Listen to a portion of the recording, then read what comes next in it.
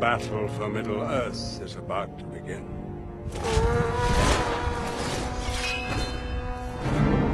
So it begins.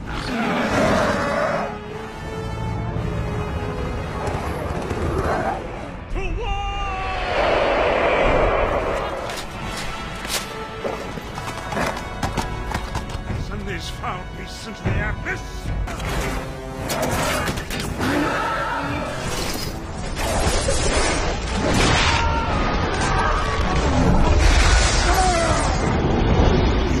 It's my power.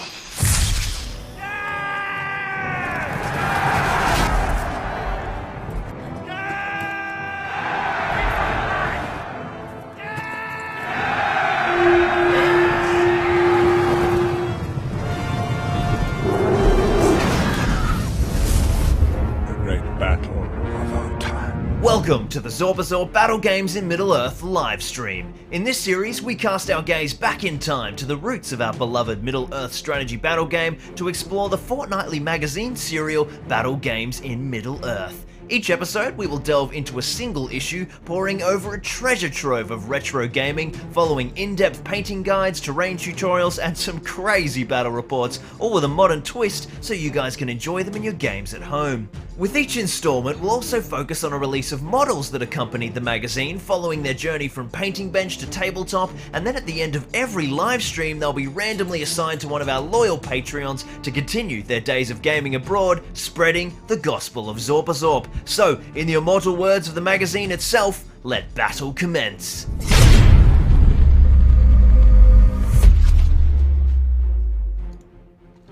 Welcome to the Battle Games in Middle-earth livestream for this issue number 31. We have got an absolute killer stream today. We are diving into another terrain edition. We got Minas Tirith there behind me. It's going to be beautiful. I'm sure you guys are well acquainted with the Minas Tirith project. We have had a couple of pretty banging videos come out the last 2 weeks, and we have got a couple more well on the way. And so every now and then when I'm in the midst of a terrain project, we did this with the Dog Will Do a stream a couple of weeks back, over a month back now. It's fun to just sort of divert from our normal plans and dive into a terrain special edition, which you guys loved last time, so this should be pretty fun as well. Yes, we've got old school Chris says no PJs today. No PJs indeed, ladies and gentlemen. Look at these new threads. Zorbazorb merch is here. It says walking to the Pelennor since 2017. It's got a lovely little picture of Grimbold's head on the coconut guys from Monty Python, and then on the back, look at this. I mean, I have no idea if you guys can see that because I can't see when I'm facing the other way, but it's 3 of the stanzas from the song that I wrote for Grimbold back like a year ago.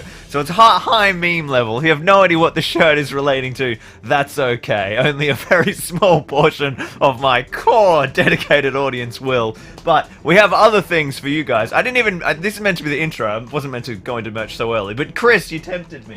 We've got beautiful Zorbazorb shirts as well that have a big sexy Zorbazorb logo on them. All colours, all sizes. There's even kids ones. Get your kids in the Zorbazorb merch. I mainly did that so I could buy them for Hazel. What do we got here? Oh, a red Zorbazorb shirt. Very exciting stuff. The link to the merch store is just in the description of this stream. There's jumpers, there's hoodies. Look, here's my sweater, which I absolutely need in the 35-degree heat that we have at the moment. So yes, I am in new threads. I'm not wearing pajamas today. Oh my god, I should do Zorbazorb themed pajamas for merch. Why didn't I think of that already? Okay, that's a job for this afternoon, adding a pajama spread to the merch store. So yes, some merch down below. There'll be like a big proper launch of this later, but I thought I'd give you guys a little early tease here on the stream. It's some good stuff. It's some good stuff. So, Minas Tirith today. For those of you who are joining us maybe for the first time, our usual format here on the Battle Games in Middle-earth livestream on the second Zorbazorb channel is to dive through the old retro magazine serial Battle Games in Middle-earth. It was released in the early 2000s. Every fortnight, every fortnight a magazine would come out to our newsagent. There'd be, you know, a painting guide, some battle report stuff, and then of course some models coming along with it as well. And it was absolutely amazing, and it got all of us into the hobby of the people of our generation. And what we do here on the channel is we do a retro dive through that magazine, where each fortnight we go through one of those magazines, we paint up some models from that edition, and then we play some battle reports or do whatever, exploring the awesome kind of madness of the old retro gaming. And then my Patreons managed to score themselves some swag. They can, the models that we paint who take part in our long form campaign, they get assigned to my Patreons with the one magical wheel of wonder, and those models get named after the Patreons, and they go on a journey, and they kind of get special rules and have like a little campaign as they progress through the battle reports. And then when that model finishes its journey through the campaign, it gets posted out to my Patreon, who is the sponsor for it, no matter where they live in the world. It's very good fun. It's such a great way to like get the Patreons involved, and it makes for madness. It's absolute madness. But today we're off script slightly as we do one of our terrain specials, because we are working on Minas Tirith. Da, da, da, da. So, you guys may have noticed if you've seen the video this week. I'll come and say hello in the chat in a sec. My phone just went off. Let's make sure that wasn't someone being like, Lockie, we can't hear you. No, I have no idea what that was. Spontaneous phone noises.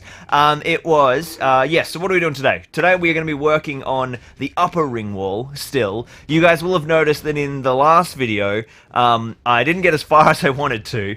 For that video, I was planning on getting like all the walls done. So all of the upper wall, all of the outer wall, including the extra bastion and all those segments. And I covered my ass in the video. I was like, I won't build those yet because I need to work out the rocky foundation. That was a load of shit. I just ran out of time. Although it will be handy to build them into the rocks at the same time, so it's fine.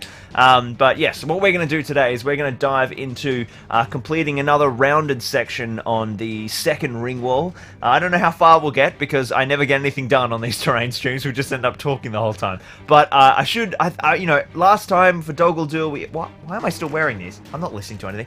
Last time for Doggle Duel, I had to work stuff out. We had to sort of plan stuff together. This time, there's a bit more of a plan in place. You guys will still get to be involved in some decision making, I think, but it should be pretty smooth sailing. It's just, and we'll get the hot wire cutter out. We'll dive in and we'll get some work done. So I think it should be pretty sick. So we'll dive into that in a sec. Let's jump into the chat. There's 100 people tuning in live this morning. I'm gonna move my camera over so I can actually read the chat. I might actually move my whole screen over. There we go. Hello. There you are. Good morning. We've got Darren joining us from the Emerald Isle. As if being nerds wasn't enough, now he wants us to wear Zorpa PJs. I think it's great. I think it should be the national uniform of this channel. To be fair, I am still wearing my pajamas from the waist down. $5 Goblins, older memory, says Last Alliance of Noobs and Men. I wonder which one of you is watching. Is who's manning the YouTube channel today? It's Liam or Sean. We've got Johnny joining us from Florida. We've got Halbrad from Oklahoma. Ben from England. He's buzzing for Minas Tirith.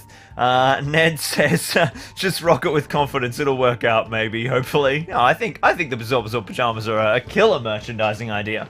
I'll hit up Peter Alexander. We've got Elias says, oh, lost my grandmother today. That's terrible. Well, hopefully we can be a fun terrain building distraction. That's always a brutal time. David is watching from Italy. Elias from Germany. It's just Richard. Is zooming the chat. There we go. He's watching from the UK, spoiling us with 2 videos a week, a live stream, and now merch. Yeah, it's been I did do no uploads for a month though, so that's why. It's like whenever there's nothing, like no videos from me, it's like, oh boy, what's coming? Like 4 videos in a week. It's been a slog. I took a week off after Doggle Duel. And then I usually was like, alright, and then 2 weeks of video, I want to have a video out. And then I was sitting on a video for like a week and a half while I had like a dispute with YouTube, and they wouldn't let me upload. And oh man, it was they wouldn't let me monetize, so I couldn't upload. I won though, just like I have 100 times before, bastards. Alright, Robert Evans says, Superfly checking in, love these streams. Hey Robert. We've got the Flame of Udun. It says, I have an unopened 2 Towers box from 2000. Very nice. With that comes with the 12 Riders of Rohan and the 20 Urukai. man, I kind of miss that time. It's such a limited range. It was really easy to just own everything. So many models now. No, of course it's great, but it was something quaint about there being like 4 factions. Ned, mate, can confirm. Following Sorbo has got me heaps. What's he replying to? Oh, getting yes. Whoa. Sorry, the chat is absolutely firing this morning. It's updating faster than I can read it. Gavin's watching from Manitoba. Matty Hogg's tuning in. Hey, Matty, I was reading your comments this morning. Aaron's watching from Wales. John says, did you steal the Zorpazorp dice? No, I think, is that at Liam or is that at me? I mean, I got them made. I have many of them. I did steal some for myself, because they're awesome. I love them. They're not available in the merch store. If you want the Zorpazorp dice, they're on my own store, zorpazorp.com, because I get them made and sent to me, which the sad thing is means they're sent from Australia, so the postage is expensive for those around the world. But for those of you in the UK, I just slashed the postage rates by like 30%. So if you're looking to get merch or, I don't know, anything else that we have on the store that isn't already in the UK, which is Resin Bases. Resin Bases all my dice from the UK. It's now 30% cheaper in terms of shipping. And everything's so light, you can get heaps for the lowest rate. So, like, if you want to buy in bulk or buy for your mates as well, with your mates, then the shipping's actually not too bad. Patrick says, hi from Germany. Yeah, it's pretty late over there. Sorry, guys. I got a stream in the morning. We've got Mark watching from Calgary. We've got Steve looking at starting Lord of the Rings as a narrative game but have limited table space. Any good campaign books to start with? The best book to start would be Quest for the Ringbearer. That is a supreme book. Really, really good. It's got like... It's like a campaign book dedicated to the journey of the ring. So it starts off with the Fellowship, and then it veers off with like Frodo and Sam, and then there's like, you know, they go through Osgiliath, but there's also like there's other battles linked in as well. Like the Black Gate is in there, some of the bigger stuff. It's really good little book. I would grab that for sure. Obviously, you'll need the main rules book and Armies of Lord of the Rings to play that, but you can main rules. You'll have to get, I guess. And I suppose, yeah, it is a small concern for, it's like the buy-in is a bit big. Because you got to get like 3 books to play. The good thing about the Pelennor Fields book, the Pelennor Fields starter set, is you do get the rule book with it, but then you got to buy the Armies book as well. Alright.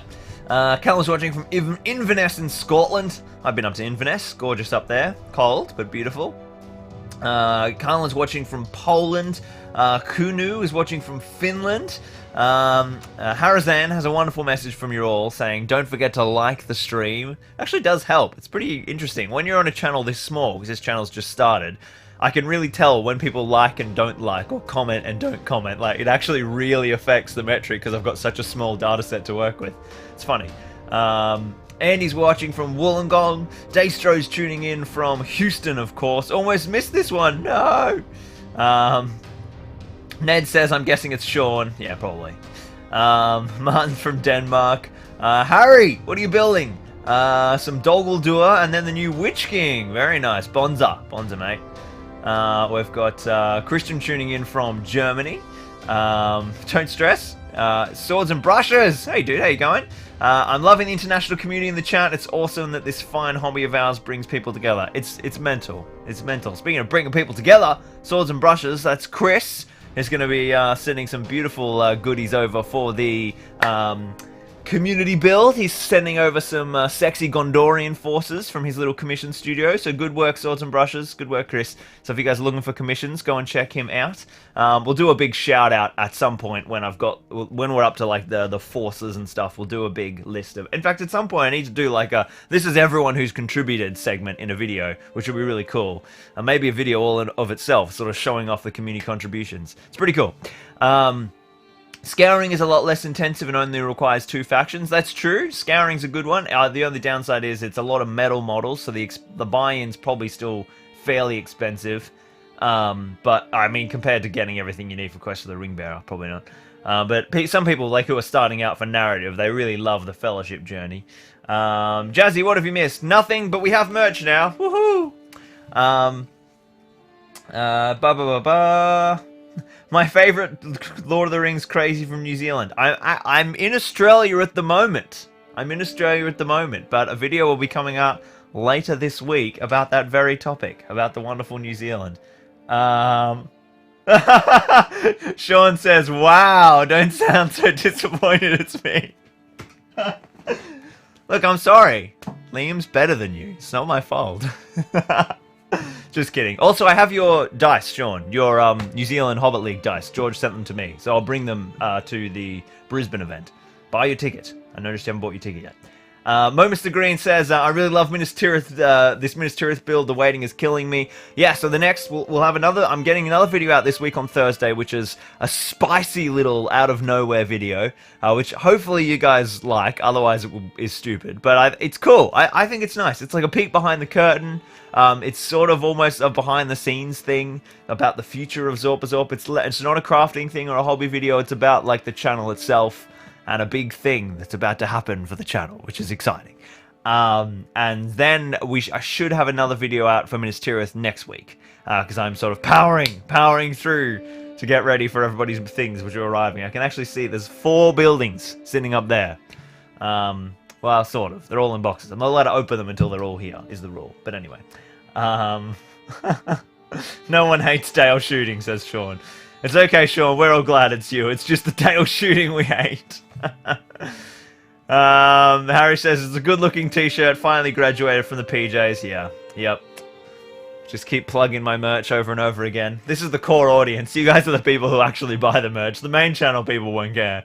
If you're here, you'll like the merch. Especially this, this meme was built on the stream. Callum says, hello from England, having a pajama party, getting my Lord of the Rings fix. That's the way we roll here. I got to do like a pajama meme shirt. Alright. Oh my god, we have a lot of people tuning in this morning. I should probably get crafting, because I made a post on the main channel being like, we're going to make Minas Tirith, and I'm just hanging out here yammering on. So, Mark says, I can't wait for you to do a battle report on Dol Guldur and the Minas terrain. So, let's have a look at that. So, the rough plan, just for you little inner circle boys and girls, we've got this Minas Tirith collab, which we've got to bang out. So, there'll be another video on that before Christmas, and I think the finale of this board, where all the collaborators come together and we upload all our videos, I think we'll do that just after Christmas, because I think if we upload like on the 23rd or something, then Christmas will happen, all the videos will die, because everyone will stop watching YouTube, which would be sad. So, I think that'll come out between Christmas and New Year, and then the next thing I'll do is I'll film a small battle report on just that board with Ryan. We'll finally return to our Minas Tirith in Flames campaign, which will be sick. And then we'll smash that out, and then for January, I'll switch back to Dol Guldur, finish that first third of the board, and do a bunch of battle reports on that, and that'll be January. And so you should get to finally see some battle reports back on the channel on beautiful terrain. And then we'll see how those go. And if those go really well, I'll try and do some more bat reps straight away. Otherwise, I need to pivot back to finishing the kill team terrain and getting the first kill team board out. Because I need that board finished anyway for Horus Heresy. So that's going to be juicy. And then there's Osgiliath to get back to. And then the whole Siege of Gondor big campaign with the 3 boards. So there's lots to do between now and September, when a very special deadline is happening that's being revealed in the video this week. I'm excited to tell you guys. It's gonna be sick. All right, let's swing this camera around and give you guys a little looky at what we're gonna be doing today. Let's see if I can just do it with this tripod without switching the camera. Hang on. Oh, hold 5. Swing our microphone out. What kind of legs have I got here? Woo, we're going mobile. So, let me switch the screen around so I can show you guys what we're looking at here. Let's go out wide. So here's our little Minas Tirith thing. Can you guys hear me? Yes, you should be able to hear me now. So this is what we're going to be doing. We built the ramp and we built the gatehouse, and there's our little extra bit of wall. But there's no wall that joins this here to this part of the thing. So we're going to be working on a curve just here, which should be pretty cool. So let me set this camera up properly so I can get into crafting mode. See if I can make this work. We'll come up a little higher. There we go. That should be good. So if I'm here, can you guys see me? Hey, that works perfectly. Okay, let's get this damn chair out of the way. Where are my shoes? So, what we want to do is we want to build this piece of wall. I think I might turn the mic up. Let me know how the volume of me versus the music and stuff is. Might swing that lamp over here too. Get a bit of extra brightness. There we go, that's looking better. So, we have our beautiful template here. The second ring template. You guys will remember in a fortnight ago's video, I built 2 rings. One of them was put away. This is the second one, so it has a slightly curvier curve.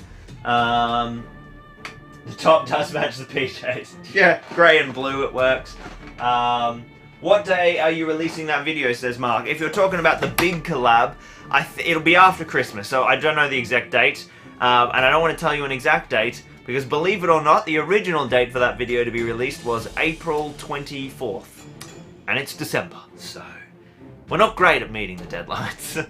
And then we have set, alright guys, this is the final deadline. We have said that like 20 times. The last attempt at that was about like 3 months ago. I was like, alright guys, November 14th, the final video is coming out, okay? Alright.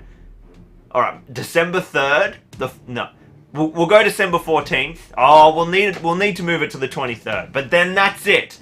Oh, but what if all the videos die over Christmas? Okay, we'll make it on the 30th. Like, it's just ridiculous.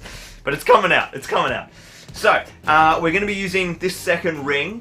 I blame Broadsword. He's a contributing factor. Alright, he doesn't even have the excuse of joining late. So what we're going to do is we're going to grab our template here and we're going to rule up a big juicy part and make some cuts. Now, this particular template is especially wonky, which I'm not really that happy about. So instead of making a big, I was going to just get this, glue it down and cut a big thing and then cut it up.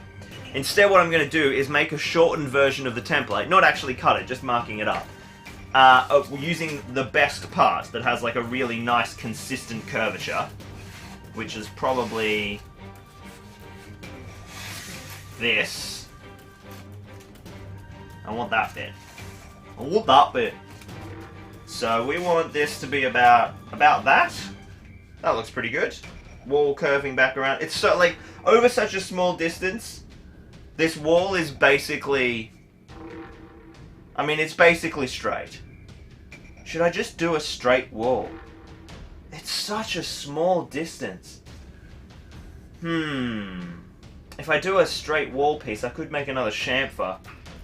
Oh, I think I've made the template. We should try and use it. But it really is a marginal bloody difference.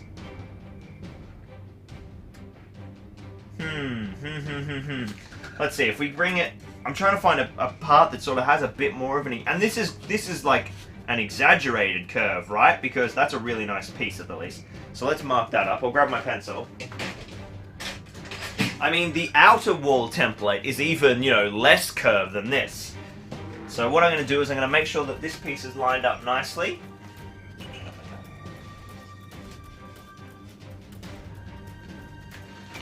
I'm going to go like this. And just rule, and I'm just marking up where the edges are. Grab a little ruler.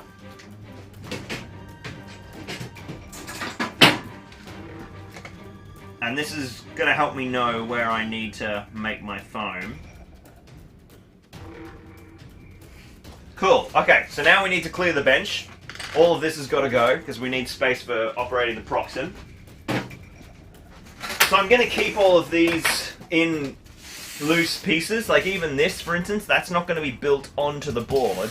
And this particular piece here, there's going to be more wall that continues down the front to get to the lower level of the city, but I'll build that bit in, but I'll make this removable so that I can just use this freestanding on other boards if I want to play like a random siege in Harrod. I have Gondor walls I can drop in the desert, you know, stuff like that. Alright, let's get the Proxim out. You can just stay there, I think. Mr. Big Walls. The other thing to think about is the curvature itself, and working out the angle of where that wall comes off the second gate. So the way I did that, apart from looking at photos, but the easiest way I've found is looking at this little guy. So this is just a little marquette thing. I think it came with the Return of the King Special Edition. So here's our second gate. So everything that we've been building in this board is the size of my thumb. Okay? So this entire board with all the YouTubers and shit, size of my thumb. That's how big this bloody board's going to be. I think a lot of people are like, how much of this city are you actually going to build? Oh, it's pretty overexposed. Let's pull that down a little. No, that way. There we go, that's better. So I would say that in the full board, the full board that I'm actually going to build. What's up? You looking for a cat? Oh, okay. We're going to it's going to start about here, this side of the gate, and then we'll build all of the lower level to there. So around to the second gate. So the board we're building now will be like the far edge of this board, and then I'll build all of that wall section and the gate. That is probably about 10 meters, I think, 10 or 11 meters wide of walls. And I already have enough. Once we finish this board, I've built basically about up to there, and then I just have to do the gate, and that's done. And then we've got this portion of the lower level. Then there'll be maybe a little bit more second level, and then a gap. And then all of, like, the big spire will go up probably 3 or 4 levels with a couple of bits sort of jutting out from the sides. Especially on this side, so that you can still get in to access the gate. And then we'll have some upper bits as well. And then maybe eventually I'll build the top, which will be pretty cool. So that's the overall plan. Let's get... what I might do is grab the chat on my phone, because you guys are a bit far away over there. Let's go Zorp streams. And then we're going to grab the Proxen and we're going to start cutting that phone. That's what we want. Let's go. Oh, we don't want to hear my own voice. Jeez, that latency's low. That's good. So, Proxen thermocut. We're not going to need to use any of the shifting lens guides because I'm not cutting any straight lines. We're going to use my own MDF template for a change instead of the shifting lens one.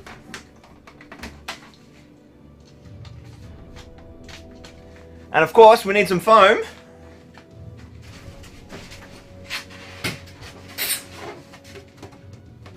Big old sheet of extruded polystyrene. This is one of my last intact sheets, I think, of the big stuff.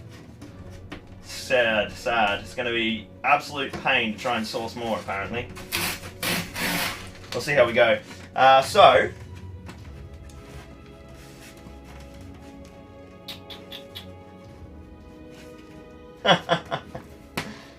He's going to need more tables soon. Dude, my storage is a problem. Everyone's been asking, where do you store all these boards? So I think I might actually make a video on it. Might, like, kind of go out to my storage unit and show you guys the chaos. Is that a video you guys would be interested in seeing? Oh, sorry, I'll just cut from the other end. I can't be asked fixing that. That'll need soap and water. So what we're going to do now is we're going to grab our sheet and we're going to use double-sided tape to secure the template to it. Oh, I nearly reported somebody then by leaning on my phone. Throw that fan on just on low. So here's our little template section here. We've got those marked off. What's the easiest way to do this, I wonder? Maybe like that. Cutting to the edge. So you can sort of see, when you look at it against a straight line, there's a curve, but my god, is it subtle. Look at all the work I do. I mean, it's ridiculous. You can barely notice it, but it's there. And in my heart, I would know that it's not right. So I'll grab some double-sided tape. And then what we need to do, I'm actually going to have a bit of overhang. I'm not just going to cut to that line. So I'm going to make the whole wall longer, and I'm going to sculpt it longer without putting the battlements on, and then we'll sort of get the perfect fit and trim one end. It also gives me a bit of time to make sure I get those cuts right for the diagonals, which can be tricky to do. So let's do... It's frustrating because if I cut there, that other length is going to be a little bit useless. Maybe I'll cut on the long end. I might tilt this down now so you guys can see the bench a bit better.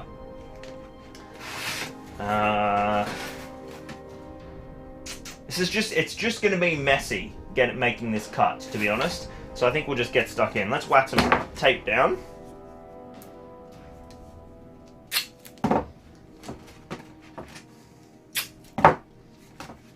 Just enough to sort of keep it secure.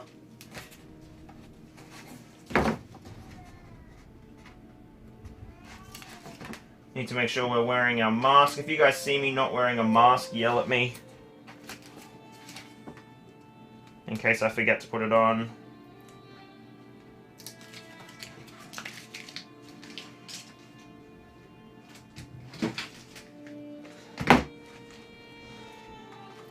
Backstage video would be nice, says Wim. Awesome. So let's grab this. I'm going to line it up to about there. That should give me a good little section. Pushing down to get the foam in place. Alright, mask. Let's get this proxen happening. Now, are you guys going to be able to see? You know what I might do? Let's get rid of the chair. Just trying to get you guys to be able to see. Go onto my desk chair. Be gone, chair. We'll get the other tripod, I think. I'll set it up over here on the right-hand side so that you guys can watch the actual template work. Because that's sort of one of the trickiest elements, is getting that stuff to cut right. We're going to have a live switch here, ladies and gentlemen. Ooh, look, you're flying through the air, like a Nazgul above Minas Tirith. Flap your wings, fell beasts. Alright, and then I'm going to put you over here, and you're going to get to see all the mess on that wall for a second. Hey, there we go. Alright, that is going to be a much nicer angle for you guys for watching this foam cutting stuff. Ugh. So we've got our template glued down. We're going to power this guy up. We're gonna start cutting on. I'm not going to go the lowest temp. I'm going to go speed 1 because we want it hot enough to cut that the wire isn't dragging. So this is a hot wire, right? Let's get here. Here's my prop. If this blade is the wire, as we're dragging, it will start to kind of like bend out at the top, or bend this way, and then you start to get really wavy cuts that aren't straight all the way down. The wonderful thing about LB's battlement templates that you saw me using in the last video is that there's MDF on both sides, so there's a guide forcing the wire to behave at the top and the bottom. With this, I've only got MDF down the top, so I don't have that luxury. So I need to go slow, which means the wire can't be too hot, because if it gets too hot, it starts melting foam that's just near it. But it can't be too cold, or the drag going through the foam is going to mess up the wire and make the wire deform. So it's a really fine balance. A really fine balance. It's a sword, mate. Yes, it's a mini Andoril. I won this at my second ever Middle-earth tournament. I came third. It was a tournament. It was the first incarnation of the Yuletide Doubles, which is going to be on again in a month, on the 19th of December for those of you in Brisbane. So, mask going on. So you guys are probably not going to be able to hear me very well. I wonder. I don't know if you guys have seen. The problem here, but as I start cutting, my other end of the template and my other end of foam are going to get caught on the cabinet over there, which is going to make this pretty tricky to cut. And I remember this excruciating problem last time. It's not so hard to cut. It's hard to cut and keep on camera. Alright. I think you guys will be able to see there. You're just going to have to see like messy parts of the studio that I don't normally get on camera. Otherwise we're not going to get anywhere. So I need to be able to get this in a starting position. Oh, it's still... There's too much... Template is too long. Okay, I'm going to mask up now. And then Then we're just going to see how this goes, really. So this is on speed 2. I'll tell you what would be really useful, actually. Here's a little trick. I'm having a lot of problem keeping the foam flat and level because of the weight. So what I'm going to do is I'm going to chalk up the other end of this massive foam sheet. I've got some just tubs here. Let's see, they're about the height of the Proxen? Yeah, they're about perfect. So let's get a bunch of these tubs. They're full of Hearst Arts molds. That just gives us something. Oh, look how much. Oh, whoops. I think I was just cutting that because I left the hot wire cutter on. Idiot. So that'll give us a much better surface now. They're a slippery plastic too, which helps. Yeah, I was totally shoving that into the hot wire cutter. Luckily, we haven't burnt any material we care about. Okay, mask going on. Let's cut some foam.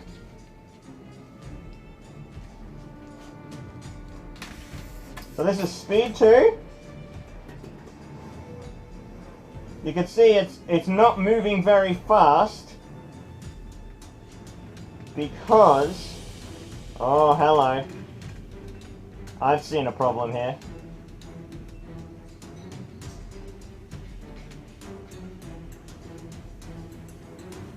Oh, this is not working that well. Okay. We're going to keep coming down, keeping the wire taut to the MDF. But you don't want to go too taut because then you know you're bending it.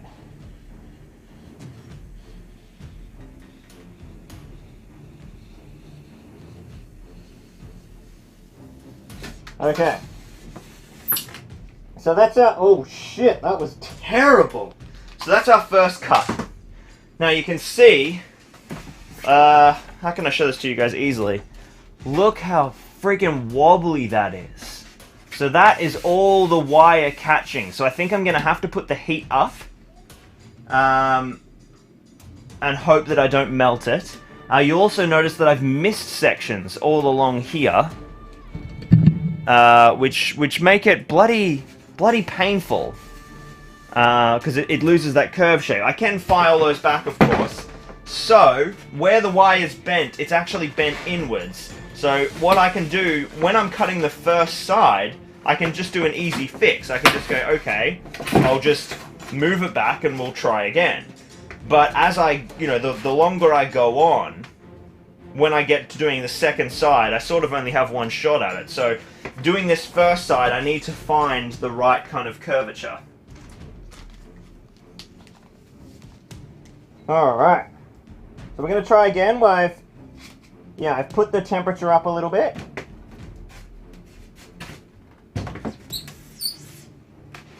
Let's see. Look how much faster that's cutting. That's really good. I just think I'm dragging a bit too much.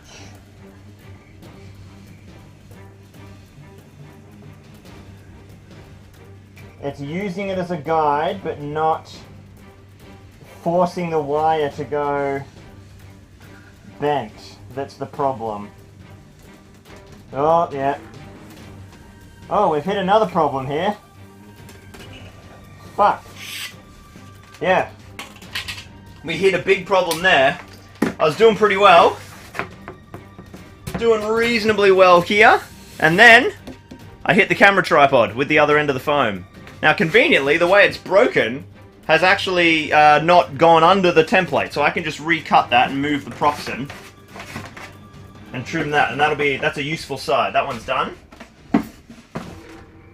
Mask back on Lockie.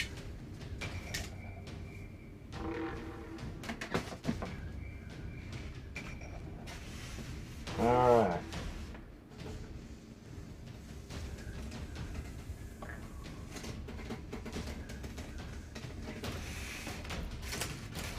Okay, so that's the first side done. That's the one that's not scary. Now we need to get the next side, and this is the one where we can't really make any mistake. So I'm going to try and work over here a bit more to give myself some more room, and I'll put this over here. Alright. I'm just going to go slow and steady. I'll move you guys around a little bit more. Is that a possibility? No, not really. Okay, let's see how we go.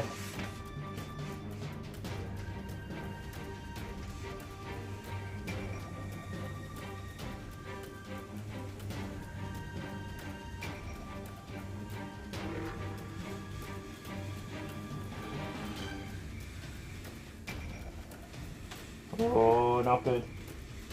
Not good.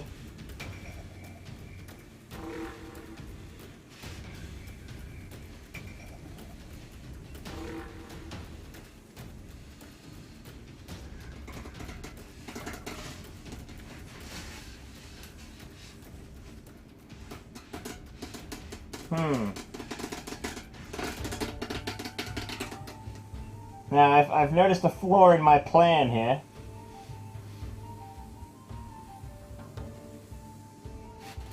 I'm not quite sure how I didn't notice that was going to be a problem before. But of course, once I got to here, which is as far as I needed to go, I had no way of getting the wire out. So I just had to keep cutting. But that is really good, and you'll notice that all the bumpy sections are outwards because I was being really conservative. So what I can do now is just come in without all the excess and just try and smooth this off gently.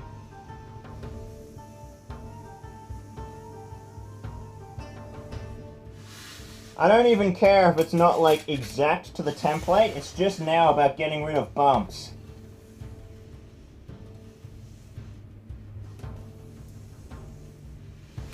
Might switch to 35 for this, so you guys can see in a bit of detail. So we don't want to burn lines into it with the hot heat of the wire. I'm just shaving off some subtle curves. That's looking pretty good. And of course, at this point, it doesn't matter. So now we're going to mark up our edge. Let's get a pencil. So now we'll mark up the edge and we'll cut our piece like this, and then we can sort of almost use that as a template. Oh, sorry for crossing camera there. I'll just grab a pencil. Where did I put my pencil? There it is. Oh, I haven't got my window open either. That's not good for ventilation. Or heat. So what I'll do is I'll mark up the edges here where that diagonal line needs to be. And now I'll take off my template. And it's probably going to stick to the foam, yeah. I'll stick my little tapey back down. So it's always kind of dodgy doing the first one, but once you get into the flow, you can really bang them out. Wondering if I should just do a really long one and then cut it down into lengths. Could do that with the edge. Oh no, I've cut it now. Okay, so what we need to do is grab... I don't even think I'll use my hot wire cutter for this. I'll just use a scalpel because it's on such a weird angle. So let's grab my ruler.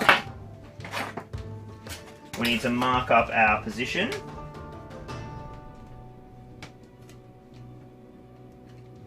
Which is there.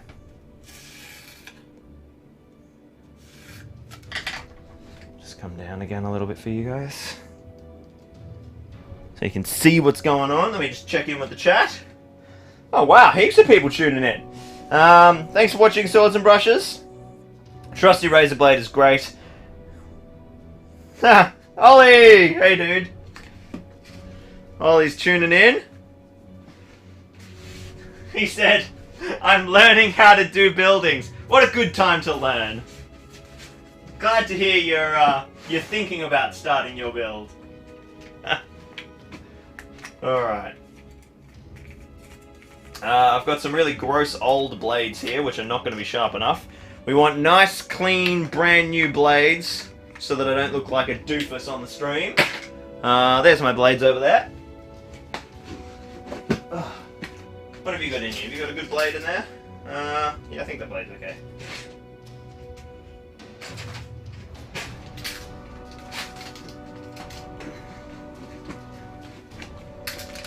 So we're just going to give this bad boy a little cutty cut. I could try and do this with the Proxim, but odds are it would not be neat. So I'll just do...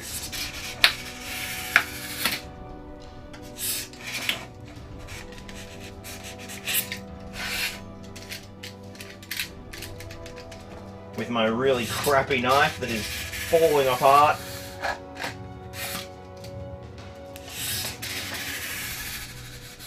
I'm literally like carving all the rust off the blade with the foam.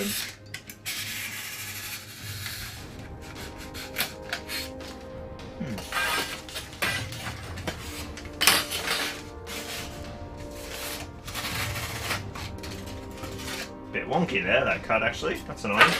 How the hell did I do that? It's a super wonky cut. Now I can use the Proxim to clean up the cut at least. So I'll grab my, my fence and I'll just put like 1 or 2 mil on the cut itself, on the fence, and then I can just trim up that face and get it straight to the line at the top.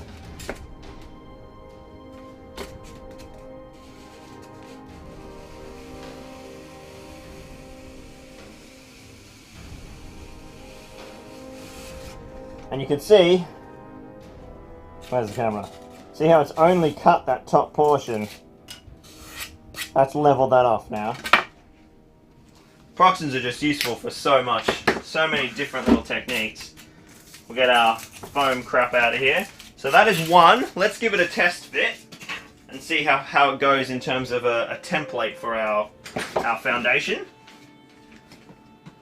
Especially for those of you who've just joined and have no idea what the hell we're making. Let's have a little look.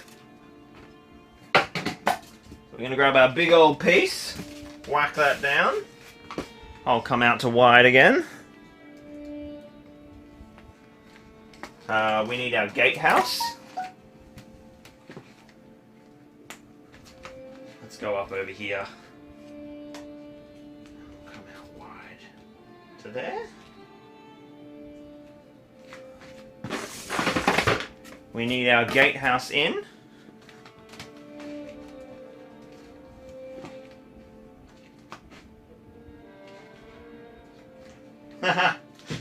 Harry's sending me messages guessing the news. Wait until Wednesday, you. Yes, big news. The biggest news that Zorba has probably ever had will be coming out later this week. Which is beyond exciting. Terrifying, to be honest, but beyond exciting. So, we're going to just make sure this is all lined up. Yeah, see, look at that. We're several millimeters out there. That's what we want.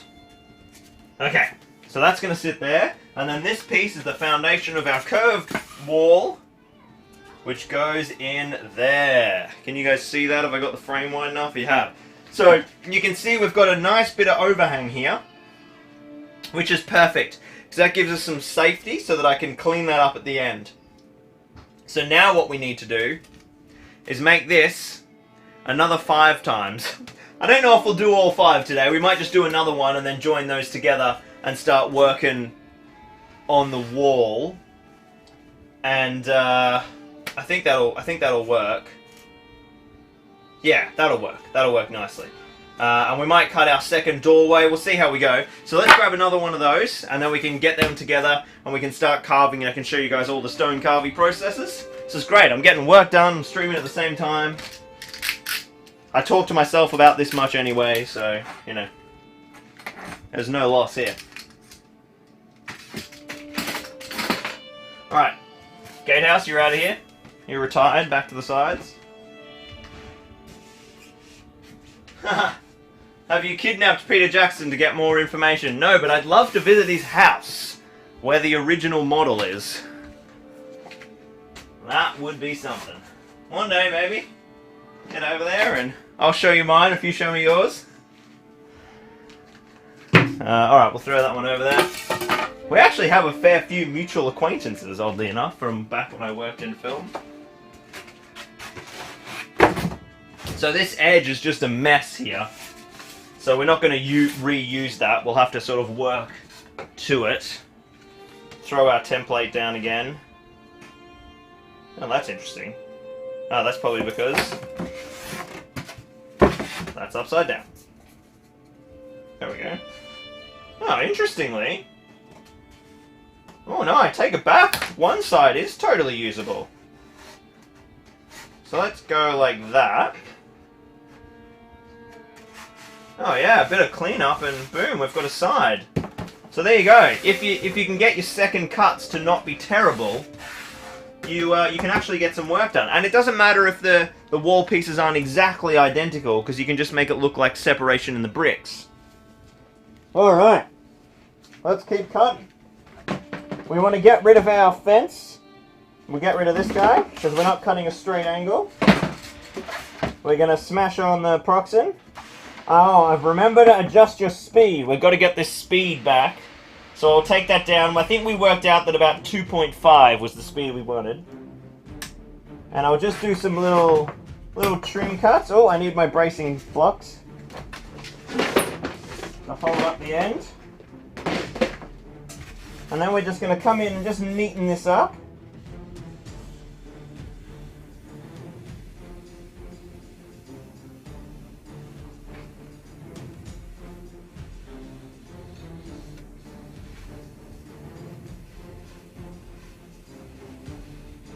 There we go.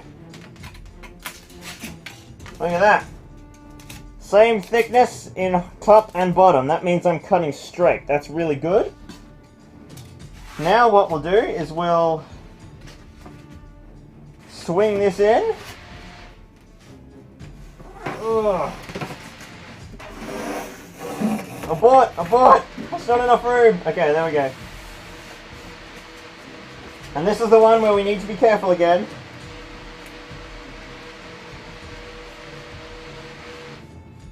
I'm just going to go nice and slow and steady here. Can you guys see?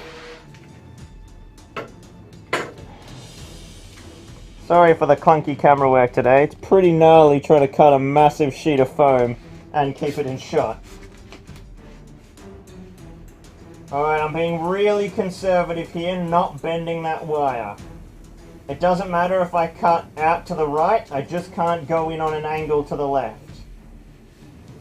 I'm almost not touching the MDF. I'm just like using the MDF to remind me of the shape of the curve, and then trying to do most of the work with my hands, because I can clean up the bits that go too wide. Really, like that bit. That bit's super wide, doesn't matter. I'll clean it up. Oh shit. I've hit a snag. Alright. So, I've just had to turn off the wire. I forgot, because I just moved the camera tripod over so you guys could see, I forgot I didn't have enough room to cut. So, I've turned the wire off so that I don't keep melting the foam. And I'm just going to very gently rotate it. And I've got to make sure I'm not bending the wire. That about there is not bending the wire. The reason I've turned off the wire is because right now it would be melting a massive hole all around everything there. So, what I really need to do, in fact I'm going to do it actually, is I'm just going to take the template off now, and I'm just going to cut down in this direction. And that way I don't waste all that foam. So I'll just quickly do that now. Let's just make sure I don't accidentally cut too close. So as long as I come out to about there, I'll be fine.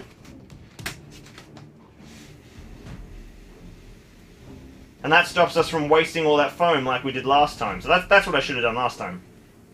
That's okay, we live and learn. Oh, I'm not wearing my mask. That was naughty. Wear your masks, boys and girls. Okay, so that's our second one done. Let's get on the cleanup crew for that one. We'll chuck our template back down. Just to help clean it up. That feels pretty good. About there. And you can see there were a few wibbles and wobbles here. So now we'll just clean those up with our mask back on.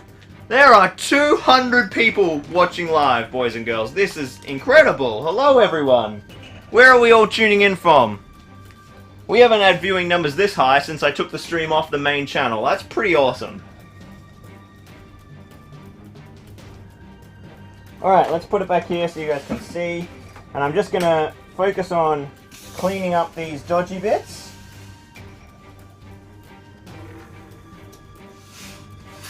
That probably didn't need to be done. That was fine, I think, but anyway. Just shaving away to get them back to curved.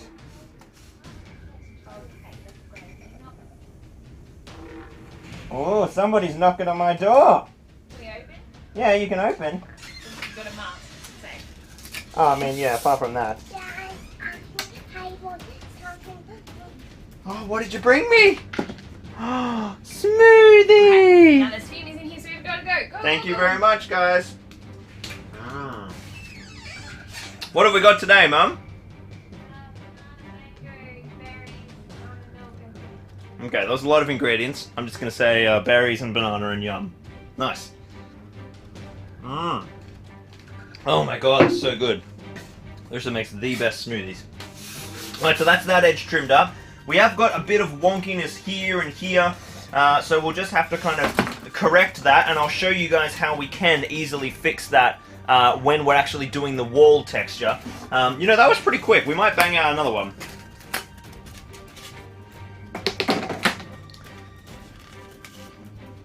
Now I want a smoothie.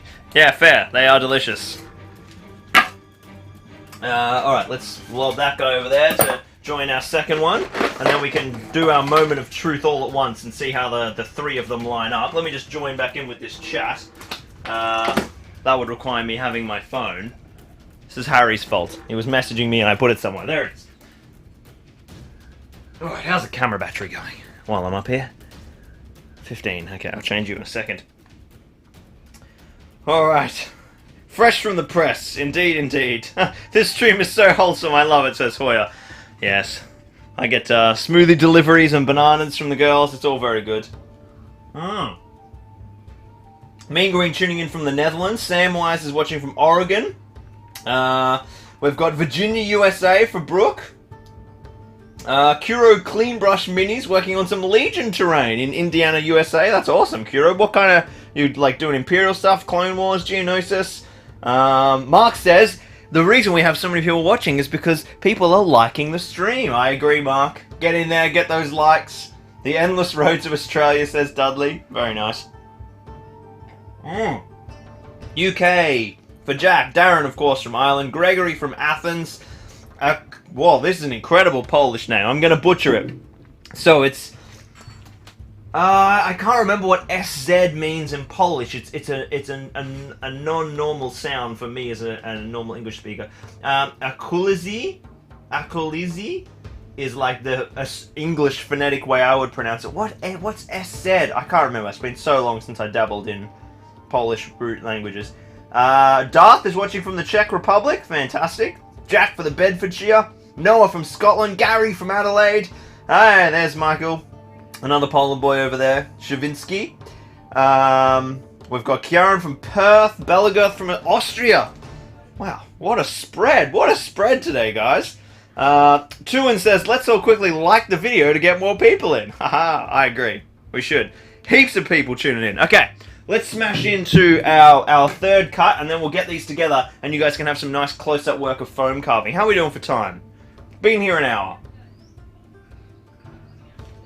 I did ramble on a lot. Okay. Why am I putting my mask on? I need to get my foam sheet under here. So we'll try that again, I think, where we try and save the foam. That worked well. And because I got this cut pretty sweet, it's going to be a fairly easy clean-up job once again. So we'll line this bad boy up. Let's go about there. Oh, I haven't cut down that other one, have I? Well, I can do that at the same time as the third one. This one isn't lining up as nicely. I might try and focus this bit, because this bit's really nice. We'll do it that way. Okay. Let's grab me mask. We'll do another trim. God, that smoothie is so good. Oh, delicious. Okay, here we go. We need my boxes underneath. Nothing beats a good box. The Australians in the comments may laugh at that. Harry will. Alright, let's just trim this guy.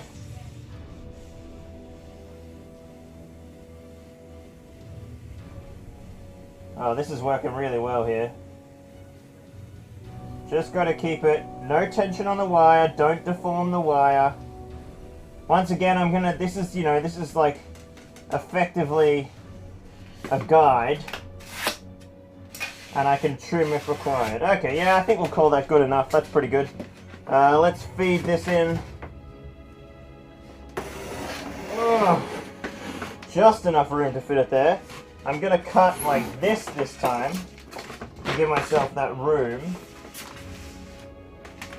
And I think I'm gonna be blocking you guys off a little bit. I'll see if I can move that around to over there. It's really hard doing this one-handed.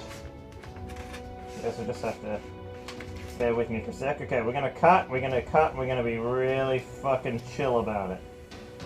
Really conservative, protecting the edge. So I mean, yeah, this is basically my whole life. It'll be like 9 days of this, and then 3 days at my computer editing. And then in between I pack orders for the online store.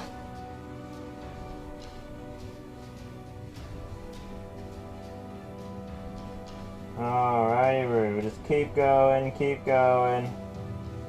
So that's a bit rickety. And now, I'll turn off the proxim when I can find the bloody switch. There it is.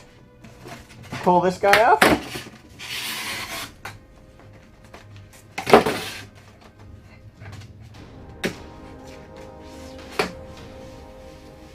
When you start doing the same task over and over again, you really start picking up speed. Alright, we'll get rid of that guy. We'll retape this back on. Beautiful. Now we'll come in and we'll do a little trimmy trim.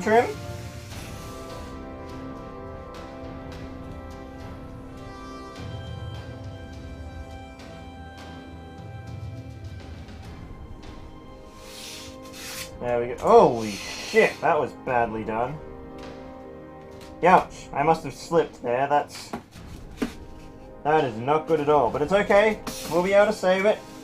We can always... Oh, I see what's happened. So, over time, the hot wire will deform. See how it's all kind of loose and floobly? I don't know if that's showing up on camera. Oh, fuck, it's still on. Ah, just had 12-volt current running through my fingers. That didn't feel nice. So yeah, it's all floobly. So I need to tighten it, and I should really be doing a little tighten between each cut when it's this big. Don't know if you guys can hear that, but that's what we need. That's what we need. So I'm just going to swing a battery, because I've just remembered that that is a thing. So ignore the rave for a second. Woohoo! Look at me go! And hello, we're back. Maybe? Are we back? You want to work? Testing, testing. What are you doing, camera? Oh, whoops. Helps if I turn it up. Oh, I know what's happened. Hold 5, guys. Have some intro.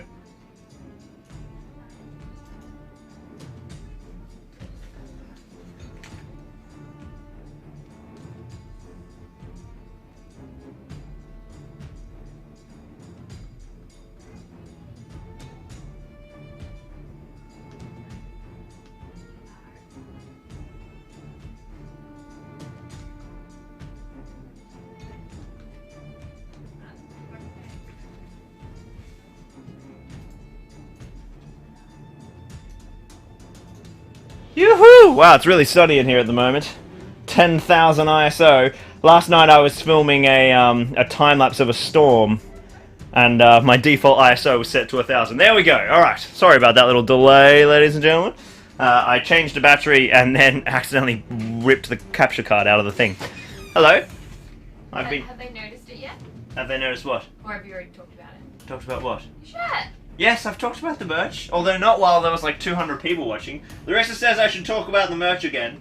And my mortgage that we don't have. Shush.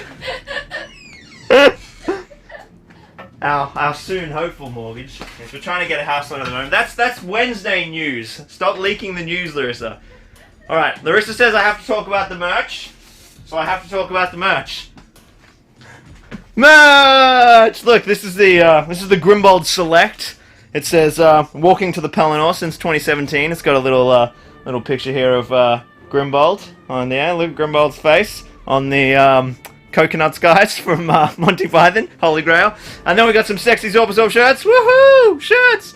There'll be like a proper sexy video about this later. There are hoodies. What have I got here? I've got a sweater. Zorbazorb sweaters. Oh, this one has like all the text and stuff on the back from the Grimbold song that I wrote. We've got... what's this one? Oh, these are my pajamas. They're not for sale.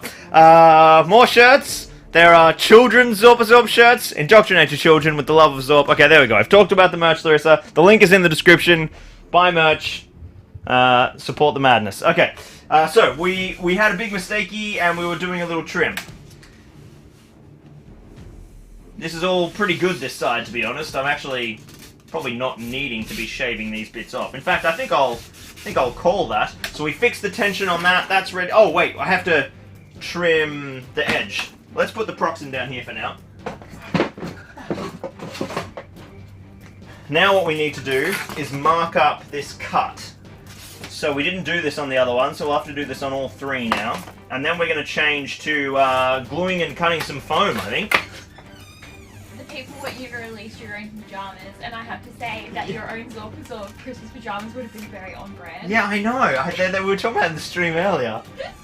Larissa thinks, well, I don't know, apparently you guys are saying it in the chat, but yeah, Zorbazorb pajamas, yeah, 2022, Christmas 2022, Zorbazorb pajamas will be released. I should do like a full pajama catalogue. Do like this big, like 5 people would buy it, but it would be fun. Let's get up this ISO screen so I can see better. There we go. Right, where is the chat? We need to get the cut happening on this one, so let's just try doing this. We can use this one as a template now to make sure that they all kind of work. Yep, that'll do nicely. Now I'll grab my blade. We're gonna make some cuts. Don't know where I keep putting my phone. There it is. Alright, how are we hanging over here? I'll be one of the 5, says Mark. Release the Jim Jam, says Laurie. She's obviously the brain in this relationship, says Flame of Voodoo. Your wife rules, says Riva. Yeah, she's pretty good. She's pretty good. Feel the rhythm, says, hey Lockie, not sure what time it is down under, but hope you're keeping well. It is 9 AM, just gone past 9 on Monday morning. Tell you what, man, 200 people watching. I'm not turning the stream off until there's less than 200 people. This is amazing. I'll just keep going if you guys keep watching. See how much of this wall we can get made in one stream. If you all stay indefinitely, I will be forced to work until the city is finished. Okay.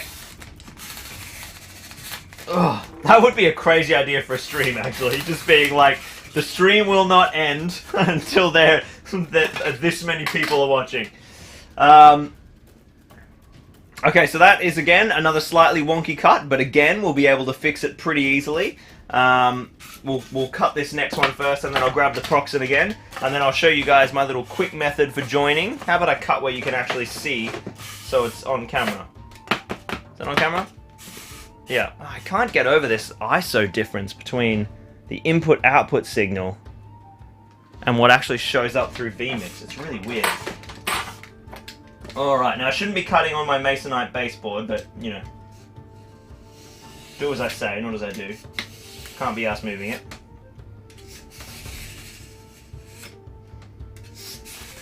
Alright.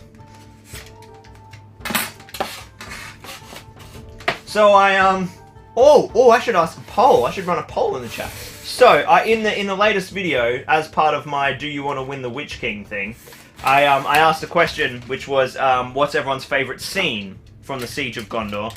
And there were some answers that appeared a lot. Like, a lot. Grond. Anything to do with Grond was massive. Anything to do with Gandalf, like, waiting for the trolls or fighting the trolls was huge. What else was there? Those two were, like, the really big ones that got, like, so many votes. Okay, that's looking good. How wonky is this? Hey, that cut was pretty good. Jeez! I've done this before. That's a great cut. Maybe? We'll see, I guess. This cut, however, not so good. Not so good. So we'll grab the Proxim to clean him up. I should do a poll. What's more important to the Grond moment? Grond smashing through the gates or the trolls smashing through the gates? Because they were big fan favourites.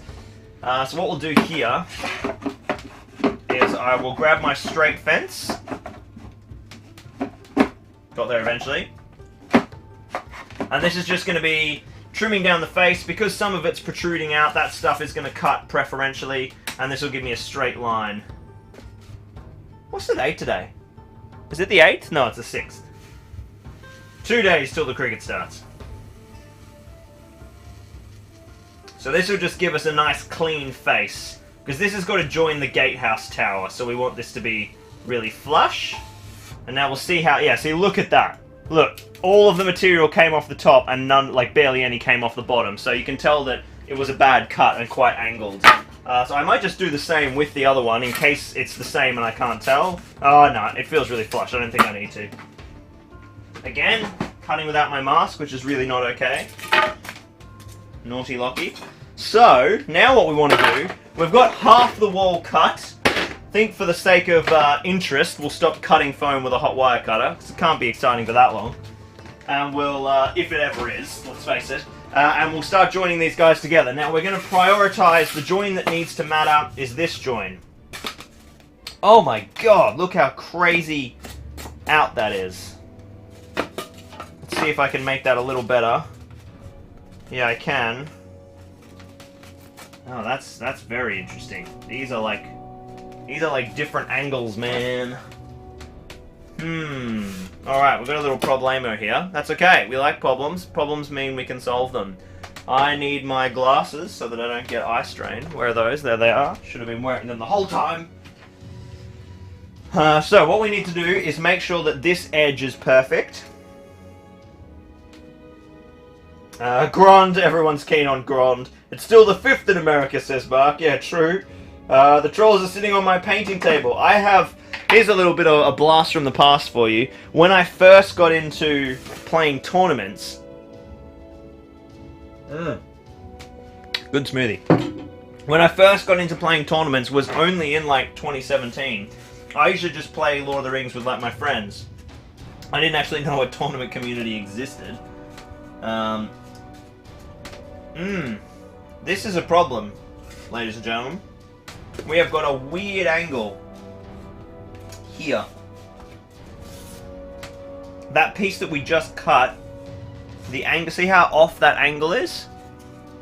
That's not going to join properly. So, what I need to work out is which angle is correct. I think it'll be these top two. Yeah, because this one... Which one did we do first? This one? Yeah, this one we did first. So this one's right. So let's line those two up, and then what we're going to have to do is make an... Yeah, we'll just adjust this. Like that. We're going to make a line. And this is why I have, like, I've cut these pieces wider than they need to be in case I make bad cuts like this. So that I can adjust without shortening the length of the wall. Okay, so yeah, my first tournament army was actually themed around, well, it was less themed and more like these are the models that I can get painted for a tournament. But it was, the rough theme was around that gate. So it was 5 trolls, 2 Mordor chieftains, and 3 normal ones. And then the Witch King on Fellbeast, or the Dark Marshal on Fellbeast, I think was what I used for a while. because the Dark Marshal was way better in the Hobbit edition. And then I also used to run the Shadow Lord sometimes on Fellbeast. And then I'd run the Mouth of Sauron on Armored Horse. And it would just be the 7 of them. The trolls just like going in and just going ham, and then the magic from the Wraith. And I think at one point I ran, instead of the, I think I ran the Dark Marshal on Horse. No, the Dark Marshal on Fellbeast and the Shadow Lord on Horse when I needed more points. Instead of the Witch King, instead of the Thinger. It was good times. Alright, there we go. That is looking fantastic. So let's get our city back up here. Yeah, it was like a 700-point army. It was actually that event I came 3rd in that we saw the sword for before, the prize that I won. Let's grab the that looks like a Discord ping. Is that someone from? It is.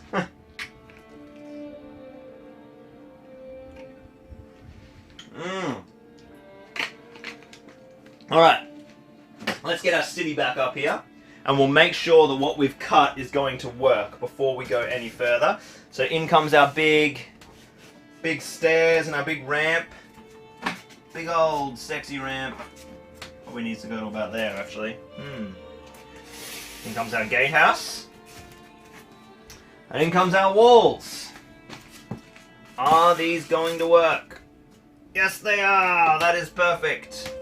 Perfect, perfect, perfect. They're slightly chamfering the wrong way, though, to be honest.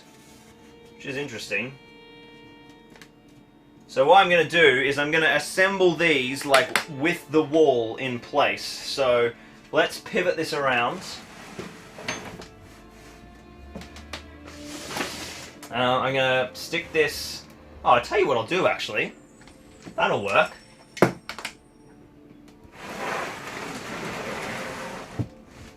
I'll put that hard up against the wall. And then I know that that is where it's meant to be. And that's where it's meant to be. And then we're going to join these together to be the base of the wall. Yeah, it's weird. It's like, so. Oh, I think it's because that's actually tapering out. That's fine. So what we're going to do is grab some toothpicks and some PVA and start joining these bad boys together. Now, I use weld bond PVA. Now, the interesting thing about PVA, people often bang on about this in the comments, is it's actually quite a poor building material for stuff like this, because PVA it dries by air, so when you put two surfaces together and smush them with PVA, they take ages to dry because air can't get in there. But I use weld bond, which dries in like 20 minutes. But when you use it for this, it dries in like 3 hours. So, like, I kind of counteract that by using a faster catalyst PVA. But really, there are better glues than PVA to be using this. The just thing I like about weld bond is if I don't like it, I can rip it apart so easily. And I often make mistakes that I don't realize are mistakes for 3 hours. So, it works, it works. Ha! Harry says we should use Barlam and Butterbur for the PJ meme. That is top quality, Harry. Top quality. Numenorian toothpicks. Flame of Voodoo says that yellow foam is sexy and then looks at his green foam sadly. Yeah, the green foam's disgusting, man. The Bastion stuff from Bunnings is awful. I use it for structural stuff to go underneath things, but, you know, you couldn't pay me to carve in it. It's bloody awful stuff. Apparently, so this yellow foam is from an Australian shop called Bunnings. It's a hardware supplier. The brand is Nauf. Now, apparently, I just thought that people would be able to contact Nauf, and that's what I was planning on doing, but someone tried to contact them recently after I recommended that, and Nauf basically told them to go away. Which I thought was very odd. So we'll see what happens when I have to buy foam, I guess. Maybe Nauf didn't want to sell like one sheet at a time. It'll probably be different, because they'll probably be like, hi, 400 sheets, please. Maybe they'll let me buy it, but... Okay, that looks pretty good. That's all flush there. Flush down the bottom. Not quite flush down the bottom, because it tapers away, but that's okay. We'll be able to fix that with the hot wire cutter. Now we want to get the next one. Let's stick in another couple of skewers. So the skewers give us the physical bonding, and then the PVA gives us the, well, technically it's physical bonding as well, but the adhesive.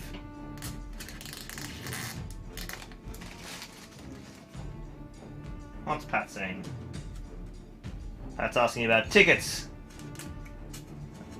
We have sold many tickets. If anyone's watching from Queensland and they're planning on going to the Yuletide Doubles event we're running, buy your ticket. They're almost sold out. So Sean, that's you. Liam, if you're watching, that's you. Alright, let's get this bad boy down as well. Making sure that we're getting it really flush, as well as lining it up. That looks pretty good. Oh, that doesn't look pretty good. Try again. Pushing down. Okay, that is flush. The inside wall looks really nice, which is honestly the priority, because the outside wall I think has a building going up against it, but I can't remember. So that looks pretty close.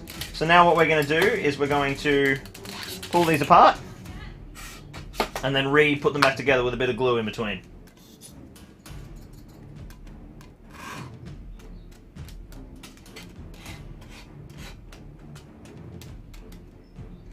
Some on the skewers. Oh, 210 people. I can't end the stream yet. Never going to get out of here. Don't you guys realize I have work to do? What am I doing for today? Today, after this, I'm going to go through a whole bunch of emails, work emails for the shop side of things. Some suppliers and stuff to talk to. And then I need to pack a whole bunch of orders that came through over the weekend. And then I'm beginning scripting the very exciting video coming out this Thursday, which is going to be very spicy. The biggest news that Zorbazorb has had ever. A huge update for the channel. I am very excited. Very excited to talk about it finally. Ugh, it's happening. It's been so long in the planning. Okay. That looks absolutely perfect. So there we go. We have 3 pieces of wall. I think what would you guys like to see next? You want me to dive onto the carving? Do you want me to carve up the stone so that our next options are to either keep building that, do the exact same thing again, which in my opinion would be pretty boring for you guys on the stream, so that we get to the full height, or do you want me to dive into the carving side of things and we'll do all the stonework on both sides? I'll let you guys choose. Because we've got, like, probably another 40 minutes to an hour, I reckon, here on the stream before everyone needs to go to sleep around the world. I see one person says carve. Building, please, says Akulizi. Akuliji, maybe. Carve, make it higher. Oh, it's tied at the moment. Larry says, it's the exciting news when you give me all your built terrain. Oh man, how did you know, Larry? Carving. Frederick says, is PJ locked up in your shed in case you need feedback? Oh wow, we are really close. I think cut it to the height. Build like you've never... Wow, I really thought people would be all just screaming carve. It's very mixed.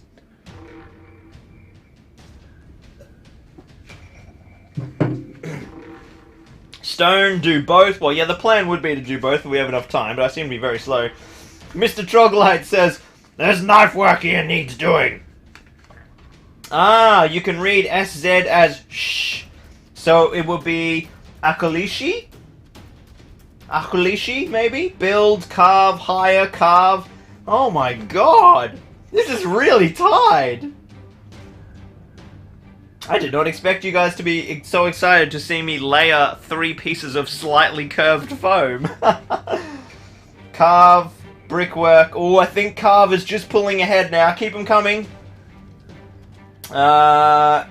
Kenneth says in a Gandalf voice. Stonework, yeah, I think we're pretty... Azurani Harlequin says coin flip. I think we're pretty close to coin flip. Carve has just got it. Oh, no, build's coming. Drew, Andrew says do a proper poll. Andrew, I think you're on it. Oh, hang on, I'll post a poll. That's a good idea. Now, how the hell do I do that? Where's my mouse? Bo says do whatever makes you happy. Okay. Build. or carve? Da-da-da. And we need... how do I change the answers? There we go. Build. Damn it. What's happening here? I can't even type. Build. And then this one needs to say carve. Okay, does that work? Yes, it does. Ask your community. Alright, go. Go. Did that work? Yes, it did. Okay, I can see the poll. Right, I'm going to vote on my phone. I'm going to vote for build, because that's what I want to do. Even though it's not the most visually engaging thing, that's what I would do if you weren't here. Let's see. Let's see. Oh, look, votes coming in. Oh, build is taking a strong lead. Where are all the carvers? 68 votes. Holy wow. It seems like the build were a bit of a silent majority. It's swinging hard at a build. Where are the carvers? I'm picking up the template. I can't see it swinging that far back. Holy wow. Okay. We'll keep on building the wall, I think. Keep voting. There's still time for Carve to pull it back. No, there's not. It's getting worse. Build is murdering them. Well, that pleases me, because it means I get to make the wall in one consistent shape. And then I can carve it all together, which is much easier. No arguments there. I'm very excited when, after this stream, all we'll have is a slightly curved piece of layered foam. That'll be the most exciting stream in YouTube history. But I give the people what they want.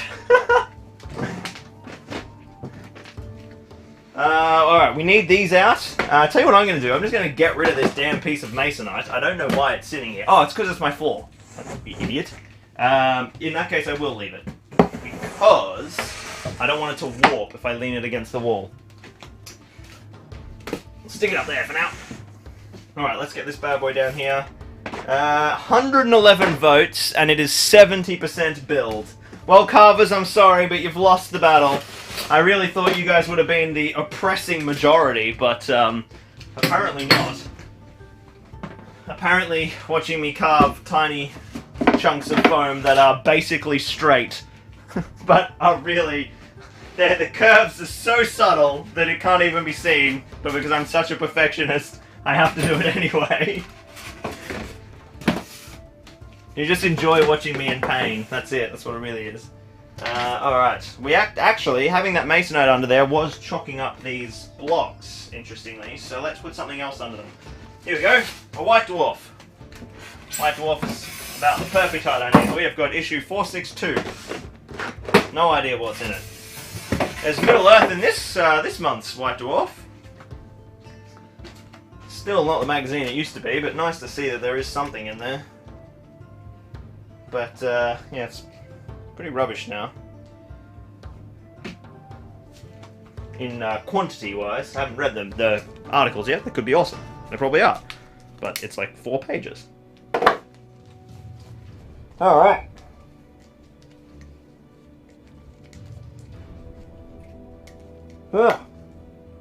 Here we go. Alright, so this guy's back on. Oh, where's my template? There it is, there it is. Yep, a staggering majority, 73% voting for build. I think I swayed it by telling you guys what I wanted to do. So we've got a really nice edge to work to now, which is great. Like, I actually don't even need to clean this edge up, which really helps. So we can just dive straight onto the second side. Ugh. So that's what we're going to do. Can you guys see that? Yeah, you should be able to see pretty well.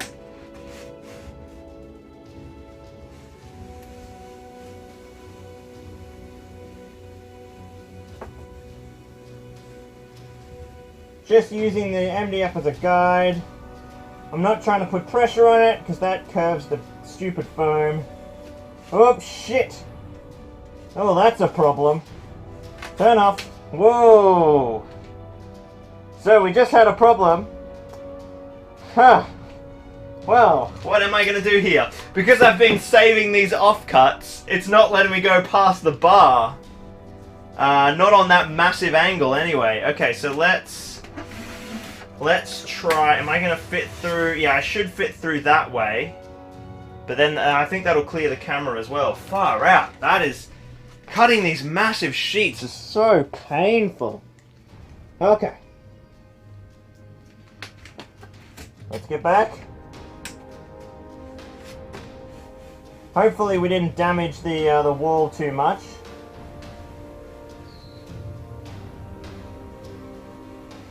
Looking pretty good, looking pretty good. I'm going to hit that piece of foam again in a second, but I think we're okay. Yeah, alright. Let's turn off. I'm marginally worried about how the bottom looks. Because I was putting a bit too much pressure on that wire, I think. So let's just get this piece out of there and we'll see how bad the damage is. I think I was trying to go too fast. And I think it deformed the wire a little bit. But it's you can deform the wire as long as you're going straight. Oh shoot! Look at that. So that's where I slipped because of the box. So let's see if we can save that. I'll come as tight to this side as I can. Give it a juicy curve. Yeah, it's not the best. Alright, let's see what we can do here.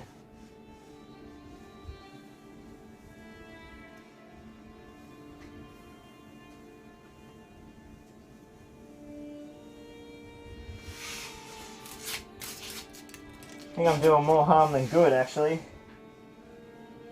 Just trying to clean up that edge.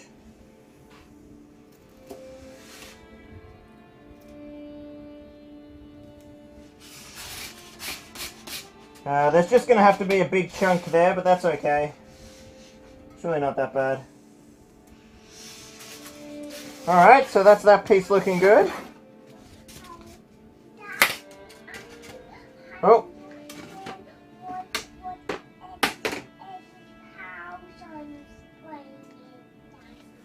What's happening, honey?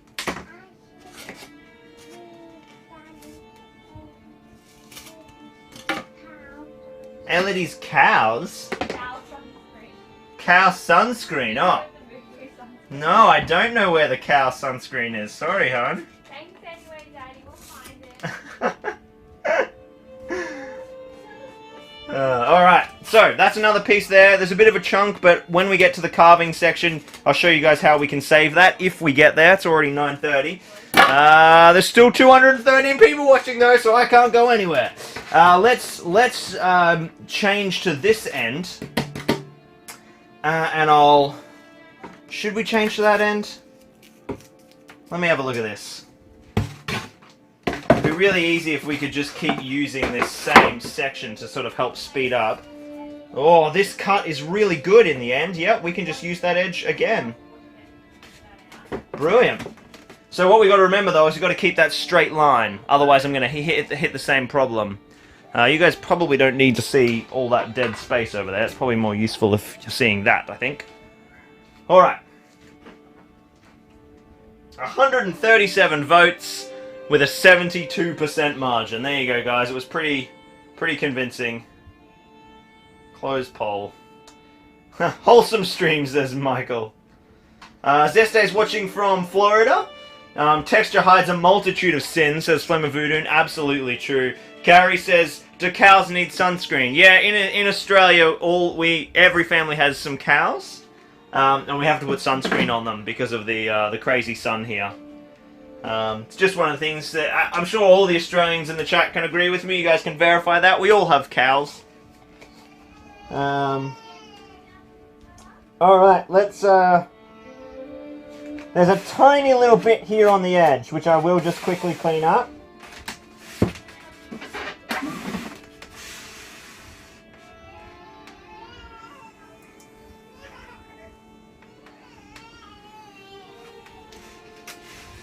Oh, and by clean up, apparently I mean make it considerably worse.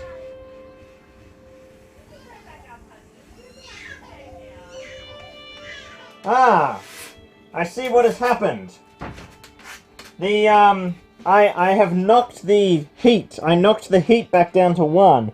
So that's why it wasn't moving as fast, which is why the wire was dragging. I must have knocked it. It was all the way down at 1, so we want it at about 2.5.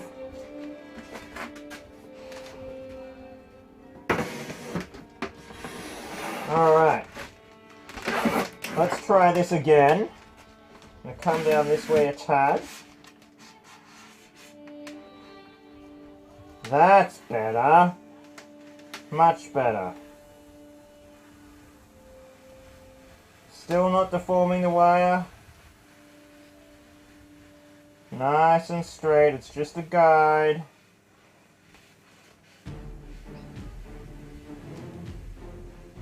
Above all else, not deforming the wire.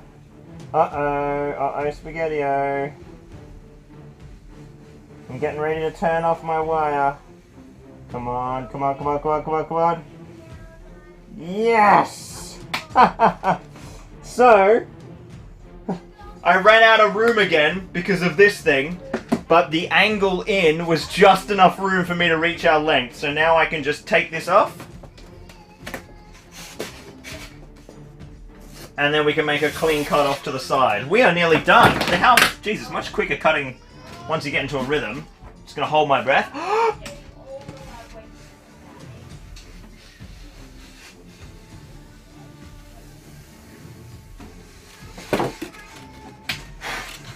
Okay, one potential scary moment here. I accidentally carved a big chunk out. Oh, we're safe. We're so safe. Look at that. Safe as houses. Not by much, by about 5 mil, but we are safe. So that's 2 cut. Let's cut 1 more, and then we can finish building her up, and she's golden. We'll grab our template. We'll whack it on. God, you guys are never going to let me get off this stream. There's 211 people watching. Wonder if those numbers are lagging and you've all left. I don't think so. I think it's accurate. So this edge is going to need some cleanup because we got a little wonky. So, I've got additional musical accompaniment on the stream today. I don't know if they can hear it. The mic's pretty close profile. Alright. Larissa's just singing the pirate ship song to Hazel and Elodie. 5mm is 0.5 freedoms for our American viewers. Very true. Florida Man says fumes are the best part. Mikhail says, we've left, you're just talking to yourself. Alex says, I'm in Adelaide and I can't get the now foam from Bunnings anymore. No, they've stopped stocking it. I sent someone to try and get it from them directly, but apparently they had trouble. So I don't know what the solution is yet, and I haven't run out of foam to find that solution. Alright, let's just tighten this edge up.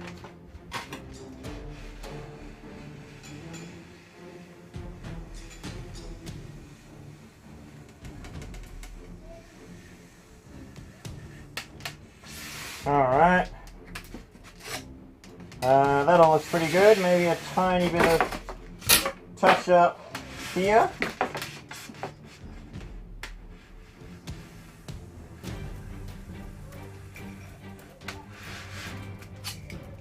Why do I always touch up the end? I just make it worse every time.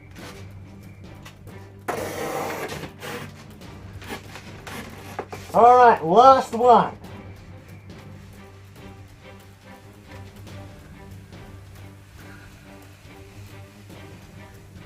Here we go. Oh, this is a bit wonky. I'm getting excited. Deep breaths, Lucky. Deep breaths.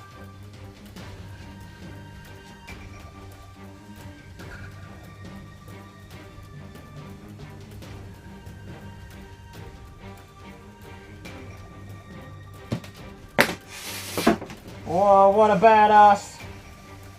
Doesn't even turn off the hot wire cutter to finish the end. Okay. Ladies and gentlemen, this big sheet of foam gets to piss off. Woohoo! Over to my pile of foam. Let's clean up this edge here.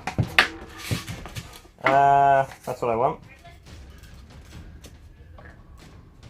Yeah, that edge is a bit wonky, I'm not gonna lie. Okay. We'll clean this edge. Maybe we should clean the other way. I don't know.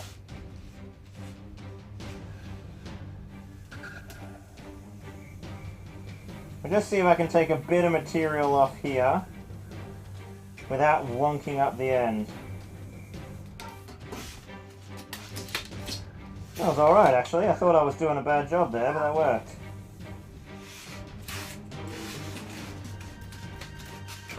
Some of it was bad.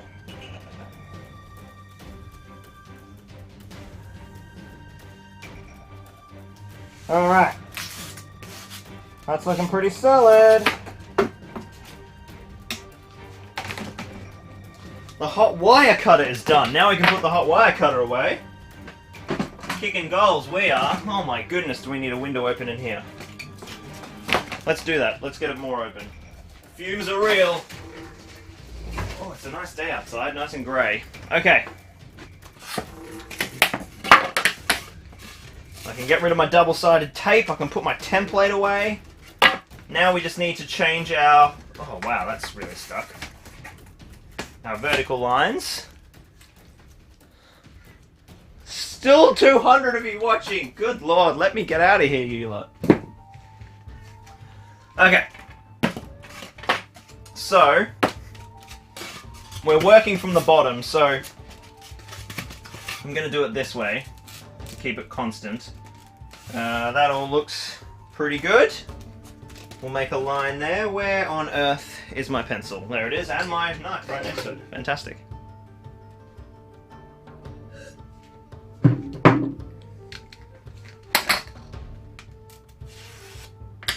There we go, make a little rule, get my glasses on. Fumes inspire creativity. Yeah, they're not good for you. Snoop Dogg is in Lockie's living room, vibing and smoking the fumes. Man, I should make a video where I research the best place to buy extruded polystyrene in every geographical location, because the amount of times I get that damn question. Oh, it's just crazy. People have so much trouble finding it. I don't know, that video would probably do terribly, but it seems like a funny video to do.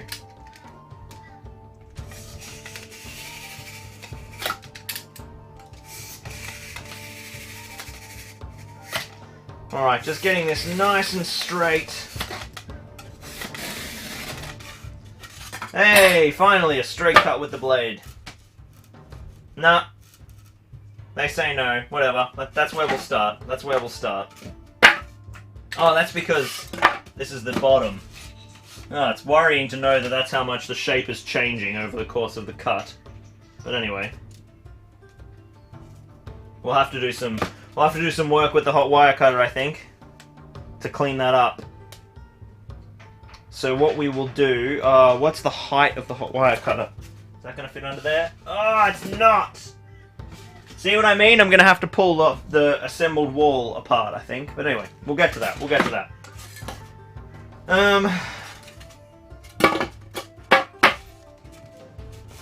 We'll measure with this guy. I don't know if that's just propagating the same problem. It probably is. I might use the template, actually. Where is it gone? No, it's over there. Sod it, we'll just do it this way and we'll fix it with the wire cutter somehow.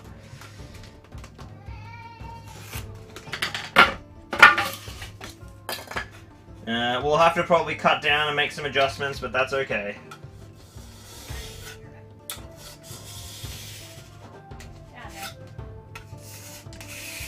Ugh, slowly but surely.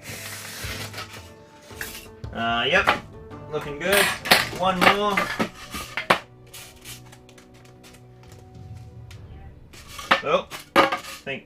Oh, that's worrying. This guy says I've made it too short. I don't believe that for a second. No, I don't think that's true. Just scoring with my blade there because I'm being lazy.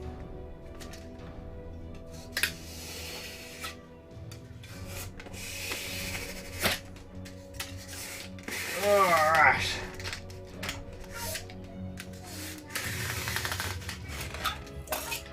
Boom. So what we need to do now is grab ourselves... Oh man. Grab ourselves our gatehouse. I'll leave these behind because they keep dropping them everywhere. We want this side. Let me get these out of the way, shouldn't need them anymore. Hopefully. Oh, I guess I might need my mask because I'm probably going to have to fix some stuff.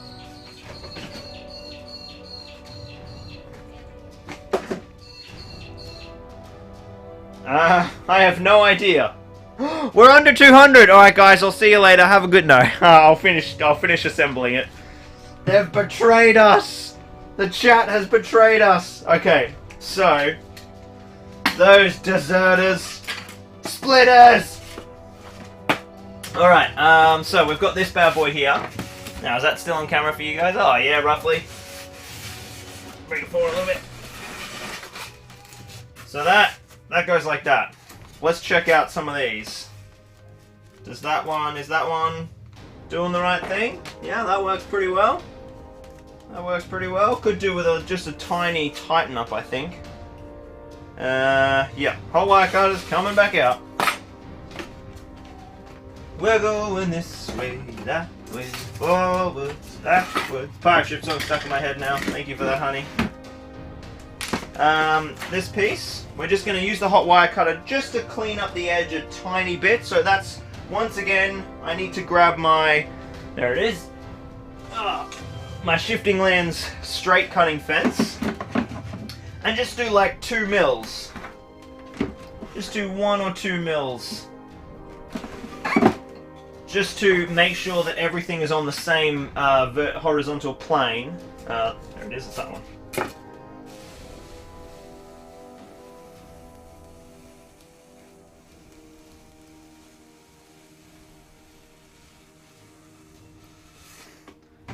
And you'll see, super thin, quite thick. So you can see how that was on an angle, whereas now that's super straight. Alright, that is going to work quite nicely. So we'll leave that guy there like that. Then we're going to grab the next one and line him up. And he is actually just fine to go straight down. Same thing over here. Oh, this guy needs a lot of work. I might go in this order because I'll be able to sort of hide that dodginess in the center, and then this guy can be the top level. Look at that. Think they're good to go. I don't think I need to change anything. I think that looks great. I think that does look great. Let's glue those together. Hot wire cutter's going away. I think for good this time. So's the mask, presumably. And I don't know why the electrical tape was even out in the first place. Get out of here. Alright. Eating a feast for one.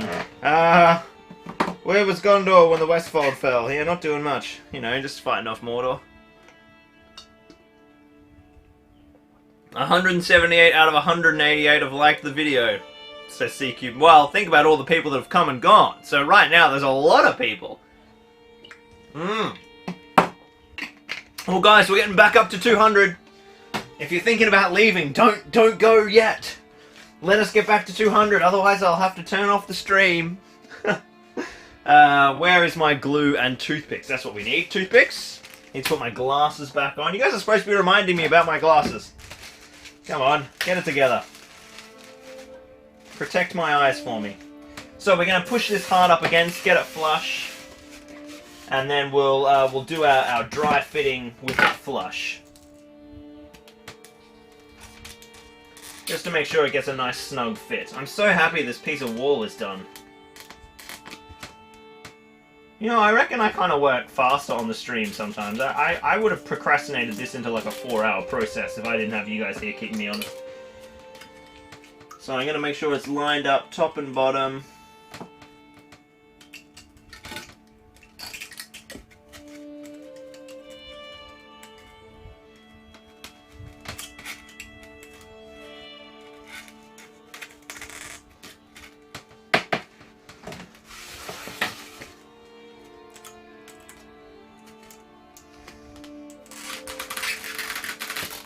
There we go, that feels pretty good. How's it look? Looks very good. Let's do the next one. Procrastination gets me every time. Yeah, 100%. 100%. Nothing to see here says, muster the Rohirrim!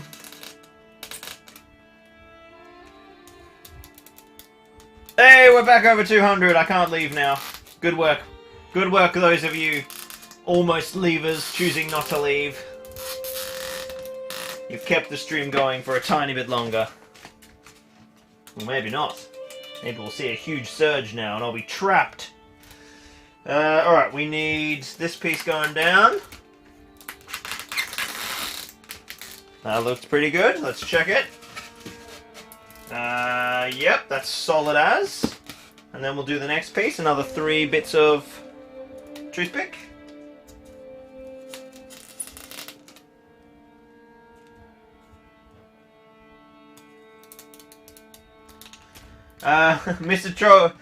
Mr. Troglodyte, I can speak English. No, it says, how on earth does he get those toothpicks to sink in and not shift the foam? I would say it's a combination of I've done this 486,000 times, combined with the fact that I've done this 486,000 times.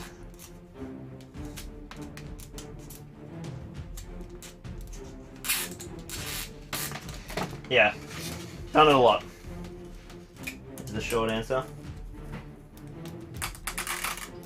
And you can sort of control it a bit as it falls and realign it when it tries to misbehave too. So. There we go. Let's have a look at that. Look at that. Oh, the only downside is I put them in the wrong order. I put the wrong one on the top. So now there's a gap. Oh, that's frustrating.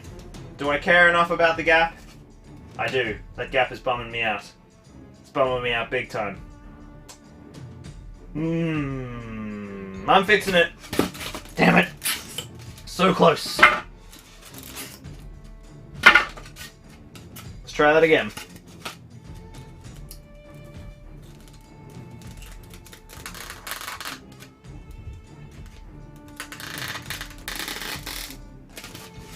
There we go, our gappy one goes down there, and then this guy goes at the end. Oh no! Now of course I'm going to have holes in my top texture. You idiot! Doesn't matter. I'll just fill them up with something. Unfortunately, I can't gap fill that gap because these pieces are going to be removable. So this piece will be built into the board, but the gatehouse is going to be removable so that I can use it on other boards. Alright, let's try that. Yeah, there we go. Look at that, ladies and gentlemen. That is 2 hours worth of work right there. Big flush wall that is basically straight, has the slightest curve ever, that we really should have just made out of a straight piece of wall. But I wanted to spend 2 hours doing it, you see, so it's all worthwhile in the end. Alright, now we need to add some glue to these 3, don't we? Because these haven't been glued. And then it's... What's the time? Ooh! If we're still over 200, I think I'm going to have to carve for a little while. Just a little while. Maybe I'll do 10 minutes of carving just to show you guys the techniques before I bail off to answer 50,000 emails. Oh, is this the... Yeah, that's the unglued ones.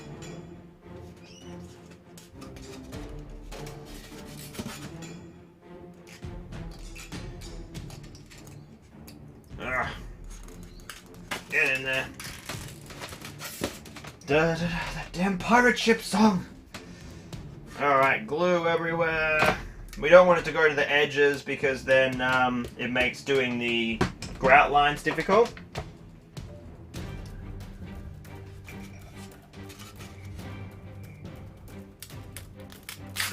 I mean, it is curved. Like, I can see the curve, Norden, but it's sort of like a a curve to effort ratio might let you know.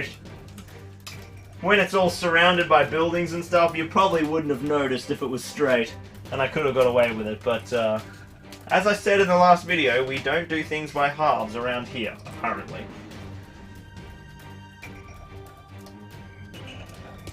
I could be like other creators, I could churn out videos that take them like an hour. But I choose to spend like 3 weeks on each video. Alright.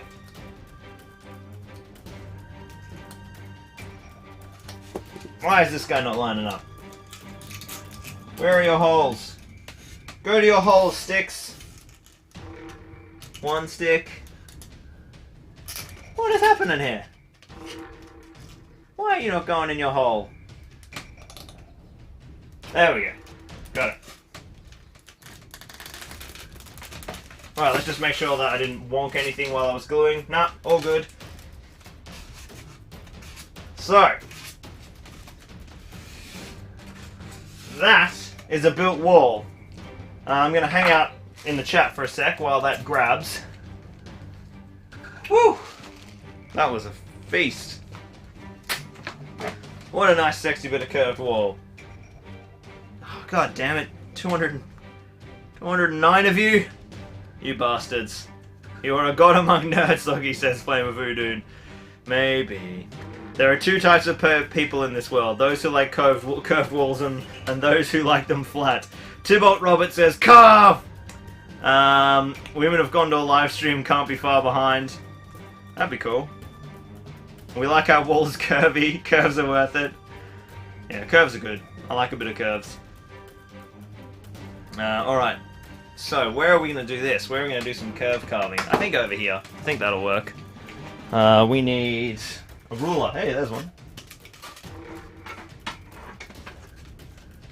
I'll give the people what they want. Is this bendy enough? Yep, that'll be bendy enough. So, sharp blade. Sharp blade is key. And I'm just going to be carving a halfway line through all of these.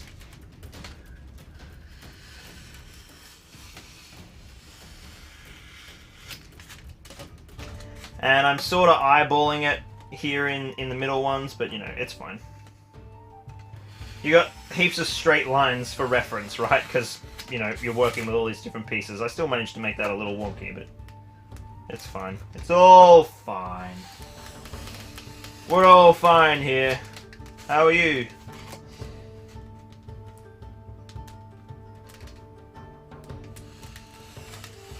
Just getting those straight lines. Because we're going with the big bricks. These walls have the big bricks.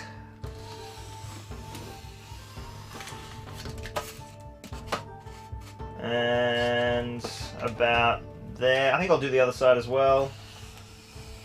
We'll do the maximum batch processing. Tell you what I will do is I'll punch in on that for you guys. And I'll expose. How is that, like, how is it overexposed now? Like, the light hasn't increased. There must be, like, subtly more light coming through my window. Oh, no! Gonna have to bring out the big boy. He got a big slow-mo close-up last video. Can't do, slow-mo live, unfortunately. So no close-up for you. No big dramatic slow-mo for you this time, Mr. Ruler.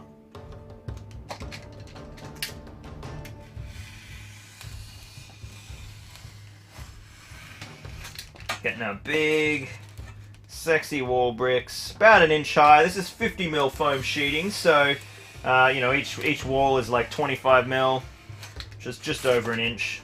So if you're working with 2-inch foam, that works too.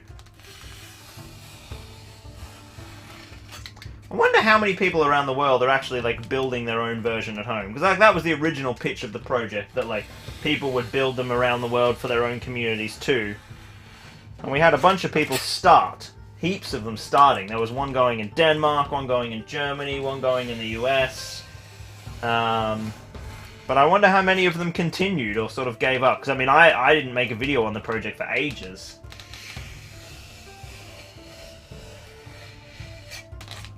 Alright, that's looking pretty solid. Now we'll grout. I won't do the grout lines yet. I'll just leave it. Need to wait that and get it drying properly. But we'll switch this bad boy around and we'll jump into the next ones. Hand and a half ruler, -1 in the duel. Oh yeah, of course. C-Cube Miniatures is doing an amazing build out of clay, which is just like, oh my god, that's hard mode. Clay is a punishing material. I mean, it's great, it's good, it's got its pros and cons, but it's tricky here. You get some nice little upper thigh action here. This is how I sit when I'm carving on my table.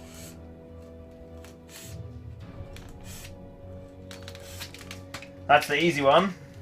I think I might have to change to my scalpel. Yeah, this blade is starting to tear, so really sharp blade is important for this bit. Oh, you know what? We'll try and give this guy a sharpen, see if I can keep using him. No, it's actually more fun to use my scalpel, so...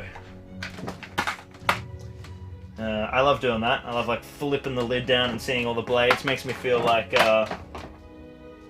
O'Connell from The Mummy. I don't know if you guys will get that reference. Surely some of you guys are the right demographic for that. Oh! Drop my knife into the foam. Nothing like stabbing a hole in it.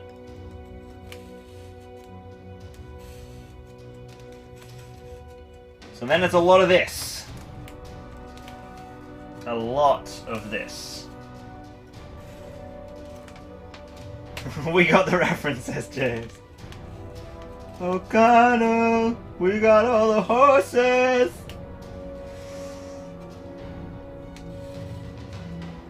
So good. So good. Flawless filmmaking. Number 3, not so good. I haven't actually finished it. I turned it off 40 minutes in the last time I attempted it. Not so good. 1 and 2, cinematic mastery. Don't know what the hell happened with 3.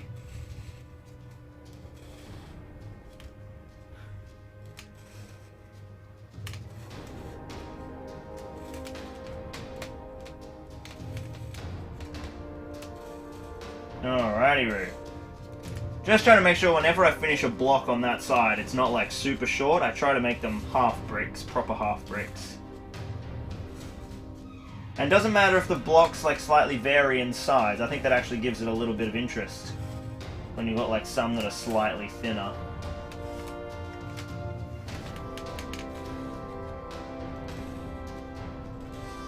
Nice thing about this piece is I know that this is never going to have to match any piece on the other side, because one end is the edge of the board and one end is the gatehouse, which has, you know, obviously a totally unique stone profile.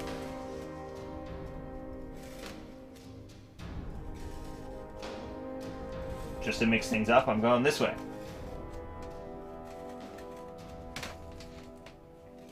Oh, this guy needs a sharpen again, I think. Yep.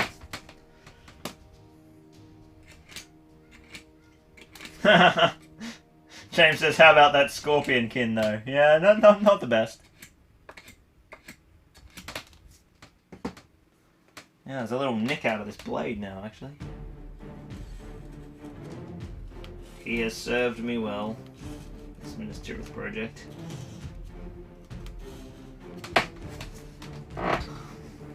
Yeah, I distinctly remember that scene where O'Connell rolls out the canvas roll full of, you know, there's 2 Colt 45s, there's his rifle, and the 2, I don't know what they were, like 38s maybe, the little cowboy revolvers basically. And that scene was like, oh, I think he has a pump action shotgun as well. That was like huge for me as a child. Like my mates and I used to like grab blankets and make like canvas rolls and like put all our toy cap guns in them and pretend to go shooting mummies. Oh, it was funny.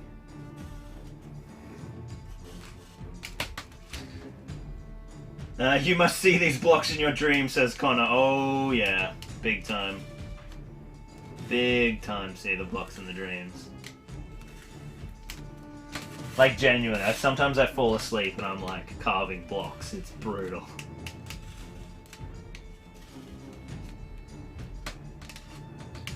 Let's go there. That ends nicely. Don't forget the dynamite! The dynamite! Yeah! What a character. Just like walking around with dynamite casually in his bag. No risk at all.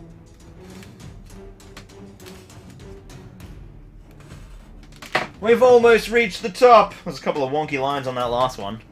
Oh, you guys can't even see that. I'm off camera. You gotta tell me when I'm off camera. Darthcrawler said was doing a quick calculation. Barad-dûr at 28mm scale would be over 20 meters tall. Yeah, I'll do it eventually. That'll be a pretty wicked video. Or series of videos, making a 20-meter high miniature. So I'll definitely make Barad-dûr at 28mm eventually. That's just too good to resist. I can't stop myself from doing that. The downside is, I guess you could. It would be amazing for like a Last Alliance Siege game. That's when that would really shine. And then it would be pretty badass.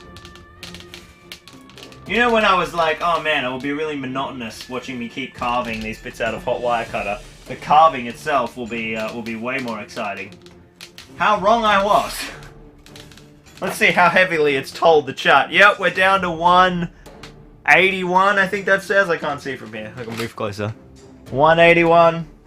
The brick carving, we've lost some. Only 30% of people wanted it. And they were right. They were right to be in the minority. So, what we might do is we'll call this side here, and I'll move on to the pencil side in an effort to keep it moderately exciting for you guys. Well, the fine detail work is always the slowest, least interesting stuff. Okay, so now what we do is we grab our pencil, and this is the new technique. Actually, I worked out like last week. The quickest way to... I used to go bang, bang, bang, bang, bang. Terrible idea. Keep your pencil in and do zigzags all the way down, because then, you know, your pencil is never leaving the foam. It is so much faster to do the indentations this way.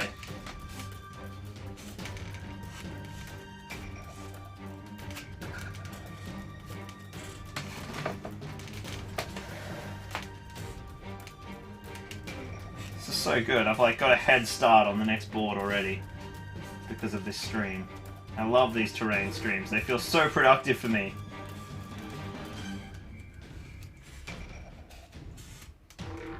So then we do all our grout work slowly but surely. Normally I widen the horizontal lines before doing this step.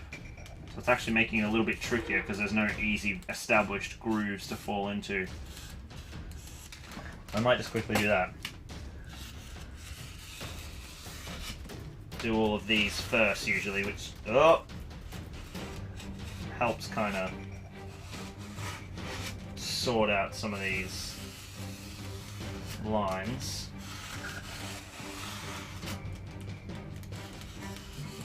We've had so many people joining us this stream. It's been absolutely awesome. Thank you everyone for tuning in. It's been wicked. Oh, whoa! We're back up to 194. Look at that. I switched to the pencil. I switched to the pencil and the people come back. They say, get that boring scalpel out of your hand, Lockie. We want to see some pencil work. Is that what that says, or did I just read it wrong? Yeah, that's 194. I need to finish the stream quickly. I can't leave while there's over 200 people. That's the rule. I've had so many this stream. It's been awesome. You guys really like watching the terrain live streaming. Is that something you guys want to see more of? Do you like this format compared to the normal stuff? So I'm never going to replace the normal stuff. The normal stuff's amazing. But we can complement it more regularly with terrain stuff. Oh, I'm off camera. Thank you. 198 now. Now you guys better not be cheating and open up additional windows in Incog with different Google accounts just to inflate the number. Just to make sure I can't stop this bloody carving. Seriously, it's really handy having you guys here to keep me on task. I'd be procrastinating so hard by now. I feel like the most productive 2 hours ever.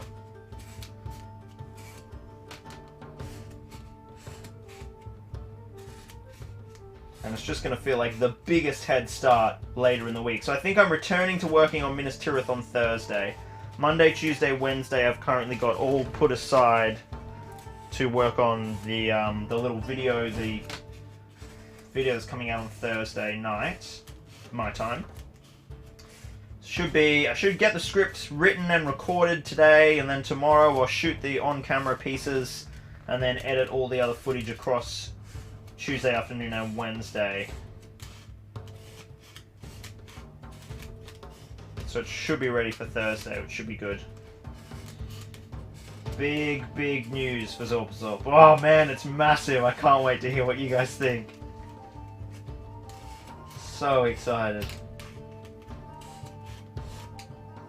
Bang, bang, bang! Look at that! Oh, we're down to 192. I'm almost free to leave. So now the next phase. We'll do the last couple of things, which is I'm going to show you guys the scalpel work, the paddle work with the flat end of the scalpel, and then a bit of foam action, and then I think I'm out of here. If I can find the scalpel. Aha! Scalpel! Aha! Foam! Foam foil ball. Oh, it's dancing! It's dancing up there at 190.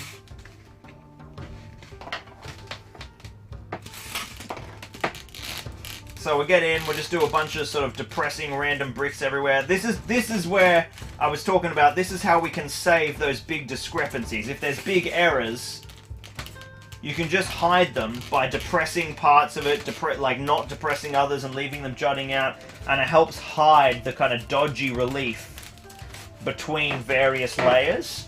If there was, like, well, let's find that really massive hole. I think that's on the other side. Yeah, it's there. But, it's just really easy to make stuff look totally fine. They're just going in really randomly, depressing corners, depressing whole sides, depressing whole bricks. Just really mixing it up to get that kind of, that different bit of relief. It's mainly, it's probably not the most realistic thing, because these would be pretty well set as flush as possible, but it just helps the eye read, and it makes it look a lot better at a miniature scale to have that separation. Otherwise it just looks really bad without that extra detail. Because it's made of foam, you're missing detail in so many ways compared to a real rock face. It's not resin cast, you know, so you've got to kind of create the detail in this way, and that means you probably lose a little bit of realism in terms of the construction. At least for Minas Tirith, which wouldn't really have this separation of brick like this, as per Tolkien's description. I mean, I think the thing I find really interesting is, like, our impression of castles from medieval times is actually, like, completely wrong. This, like, idea of, at least this is what I understand, this idea of, like, you know, castles being these things that are made of all these bricks that are really obvious on the outside, and when people were going to war, they saw this big structure with out of all of these little individual stones.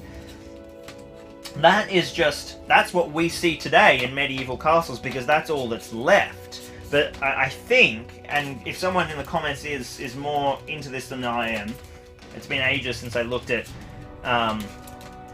some historical stuff in detail. I mean, so Fantasyland for so long.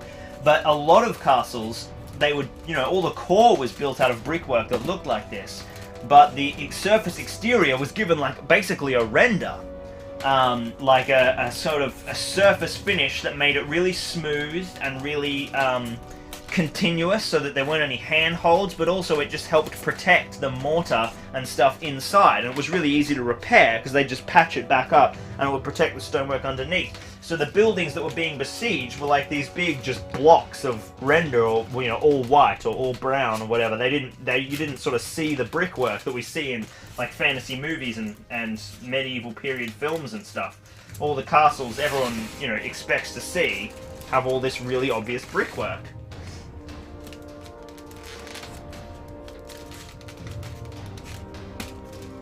Yo, yeah, and James is right. Palisades were everywhere, like stone castles and stuff. They were much less common than ring forts and palisade forts.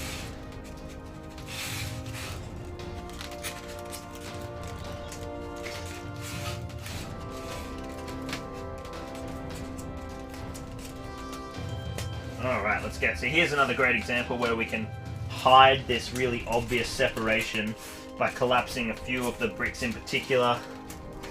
So already that's coming to life a hell of a lot more.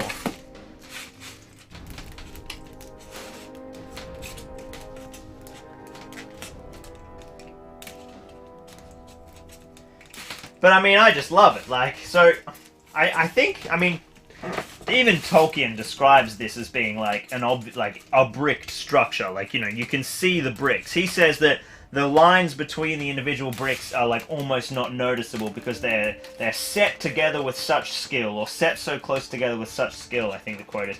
So like obviously he was envisaging this incorrect medieval idea of things, which is interesting because he's such a purist in everything.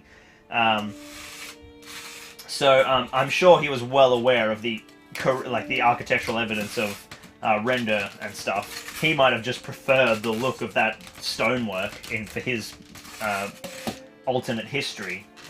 But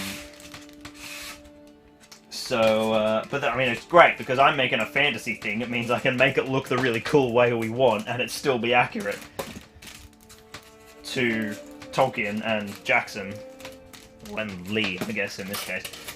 That's looking pretty good. I think we'll do a little bit more. So it's sort of, when you're working on it, you don't really notice how much it's changing, but then when you watch some of the time lapses from videos, you're like, oh, whoa, that made a big difference. Okay, so that's looking pretty good. We might do some more, but for now, let's start getting some rocky texture in so we can get an idea of how it's going to finish up looking. Just hammer this in. That'll smush it all together, and then we'll re-widen some of the grout lines. I usually do this when it's dry, so I'm kind of like messing up the join a little bit.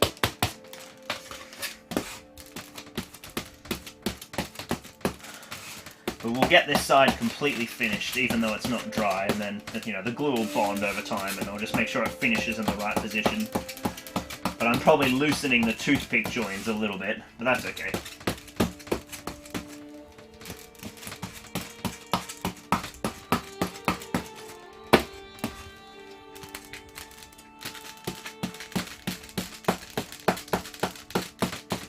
Looking good, looking good. Halfway done there. Came for the foil ball, says Dudley. Oh, my phone's about to die. That's not useful to us. Oh well, if the phone dies, I just won't have the chat. I can see the chat on the other side of the room. We're almost done. How many of us joining in now? 188! Wow, so many of you guys still joining in for a bit of Minas Tirith construction work. Blows me away.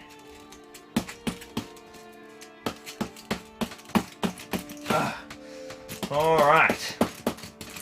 Gonna give my wrist a break for 2 seconds. Whew, that is brutal. Remember, guys, if you are interested in getting any of the new Zorbazorb merch, I put the link to the store down in the description. It'll get announced properly in the video this week. But yeah, you can pick yourself up one of the Grimbold shirts. Woo! Look at him go! Woo-hoo-hoo-hoo. Yeah, that says Walking to the Pelennor since 2017. It's the original. And then there's also just some beautiful logo stuff. All different colours, all different sizes. There's hoodies, there's sweaters, there's shirts, long sleeve, short sleeve, and there'll be even more stuff in the future too. That's just what I've kind of started with. And it should be pretty quick postage to most of you around the world, because I've got, like, they come from factories in the US and the UK, or EU, somewhere in the EU. Can't remember where. Oh, so close! That is looking pretty good. Now what we'll do is we'll give it a quick widen. So some of the things that got a bit smushed, if there's any that have been pushed kind of too close together that they're not going to read well enough to our eye. Once again, from a realistic point of view, the grout is probably exaggerated with this pencil technique, but it really helps our miniature wargaming eye. It's the same thing with, you know, when you look at things that are made out of wood, from miniature point of view, the wood grain is so overscaled. But without it, your eye gets, like, upset. You're like, well, that doesn't look like wood. But really, when something this small made out of wood at 28mm scale, you'd never see the wood grain. It would just look like a flat brown object. It's the same thing here with the stone. These grout lines are definitely way too big. But your eye wants to know that they're there. Really, the same with the relief. It's all that same process of adapting scale. It's different if you're building miniatures to be filmed, to look like real life, like they did for Lord of the Rings. So some features are exaggerated between this version and the bigature, which is at Peter's house. So one day we might be able to do a compare them pair. That'd be pretty cool. We will see. It'd be very cool to compare, like the original stonework versus what we end up creating. Very cool indeed. I'm pretty sure Peter has Minas Tirith. I don't think that's actually confirmed. I've seen photos of some of the others. I know he's got Helm's Deep. I know he's got Grey Havens I saw the other day, and some footage from his little basement museum thing. But I'd say he has Minas Tirith. Like, I know it exists. It went on tour around the world to museums and things, so it does exist, but maybe it stayed with Warner Brothers. I hope not. Boom! There we go. Look at that. There's one side. There's a few little pieces here that I'm just going to do like the tops. These are these bits that are sticking out so much more because of the relief we've created. So now we're seeing like the untextured foam.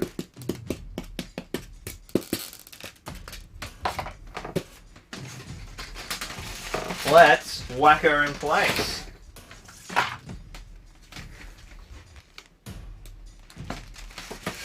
And there we have a beautiful little ring wall. You really can read the curve, oddly enough. Now it's all carved. Let me come over here. Yeah, that looks pretty good, guys. That looks pretty cool. Nice work, team. Nice work. Let me come over to the chat over here for a while. You guys can stare at our creation. I'll get this chat updated. Come here, mouse. Where'd you go? The eye wants what the eye wants, says James. Was the GW Minas Tirith to scale or smaller? Asks Harry. If you're talking about the resin GW kit that came out, the answer is no, absolutely not. It was like 14 centimeters tall when it should be 30 centimeters tall. But the Minas Tirith that they had built at Warhammer World for up until about 5 years ago, I think, that was tiny, really tiny. It was nice and a big build and stuff, but it was very small. It was, you know, maybe like 5 meters wide or something. So, and it sort of like tried to be most of the city. So it was way out of scale, but it was still a great piece. Really nice build. It is no longer there, however. I did some digging to see what happened, and it is murky. The where it is there are conflicting stories. The biggest one, the party line, is that it got chucked in the bin. In that because it, like, the lawyers or licensing or something, is that it might have gone in the bin. And then I heard other stories that it was meant to go to the bin, or it went to the bin and was then salvaged by certain staff members and taken to their house. I don't know. I hope someone saved it. I hope it's not in the bin. I hope it's in storage somewhere at GWHQ, or that if they decided not to keep it, a staff member got to take it home and play with it in their living room. I really hope so. But that was all just rumor from conjecture on like Facebook pages and stuff. So who knows if any of that is true. But it's not at Warhammer World for a fact. We know that. But yeah, consult the Palantir. Thiocyanate says, is the Doggle Duo project abandoned? God, you must be new here. No, absolutely not. I will rarely make like a project from start to finish in one video series as a continuous upload. For two reasons. One, you guys get bored, and if I upload 5 videos on the same project in a row, people just stop watching because they don't care anymore. So I have to kind of space it out to keep it fresh for the viewers. And also, I get bored. I can't work on the same thing over and over and over again, or I go crazy. So I have to change projects all the time to keep myself working at my most time efficient. So I will often like start a project, do a couple of videos, shelve it, come back to it, start another one. With Doggle Duo, I was actually going to build it to completion for the first. At least I was going to finish that first third. I don't know why I'm standing off camera. Hello. I was. There you go, you can just get that beautiful, look at that slow pan up the merchandise. Link in the description. Well, that's not the angle we want. Yeah, so normally for the first third of Doggle Duo, which is that board you guys have seen, I was going to build that to completion, so that we could film battle reports straight away, all in one video series. But then this Minas Tirith collab deadline came up too fast, because the Kill Team on the Hive City board was supposed to be like 2 videos and ended up being 6, which was a terrible idea because they all did pretty poorly. But I just was so in love with making the board, I couldn't stop. Bad business decision. So I should have shelved that and come back to it a bit later. But then the Kill Team campaign got delayed anyway because all the models got delayed in the post, and then I had to change the Doggle Duo, so by the time they arrived we couldn't film it anyway. It was all just a mess. It was a really badly scheduled period. But that's because Kill Team came out of nowhere, and no one at GW told me it was coming, because I don't have any contacts don't have that many contacts inside the Kill Team teams of main studio. So it took us by surprise, and we were like, oh, we got to do this campaign. And so it just messed up the schedule. So Doggle Duo was supposed to be finished, but yeah. So Minas Tirith, I will now. I'll finish it to completion with a few different videos mixed in between that aren't big crafting things, I think. Not the whole build, just this board. Whole build will be working on for another year or two. And the Doggle Duo build will come back in January, is the answer to your question. Oh yes, the chat hasn't died. Is there any Age of Sigma terrain ideas or plans? I really liked that new terrain kit they brought out. I thought it would be useful for Osgiliath. I won't make any Age of Sigma stuff, I don't think. Like, you know, I made my video on it recently about why I don't play it, or why I didn't play it. The kind of end of that video was sort of me being like, I haven't really given it a fair chance, I'll try it out and see how I go. Even though a lot of people watched the first 2 minutes, which was me talking about my old feelings in like 2015, which probably weren't completely fair. And they were like, oh, this guy hates Age of Sigmar, and stopped watching the video. Fuck it, whatever. The narrative arc was probably a bit too complex for some viewers, and sort of had a journey through the story, and most people were like, oh, I'm out of here. Okay, bye. So I still haven't managed to play a game yet, but I really love the Lumineth models. I love the Chaos models. I just hate some of the range, and I hate some of the world building. I think the world building's it's just too, like, have your cake and eat it too. There's a bit of everything. There's all these different mortal planes. No matter what you want to play, you can do it here. It just feels a bit too, like, here is this world we've created so we can sell plastic, rather than here is this world that we've built under all these constraints to be, like, feel really narratively driven. Like, Lord of the Rings is, you know, there's really constricting stuff, because you've got this lore to stick to. Same with 40k. There's a lot of, you know, you gotta build stuff within this world that has rules. Age of Sigmar feels a bit too free for me, but some people love that because they're like, I can do anything and who cares, and more power to you. It's just not what I like as a narrative gamer.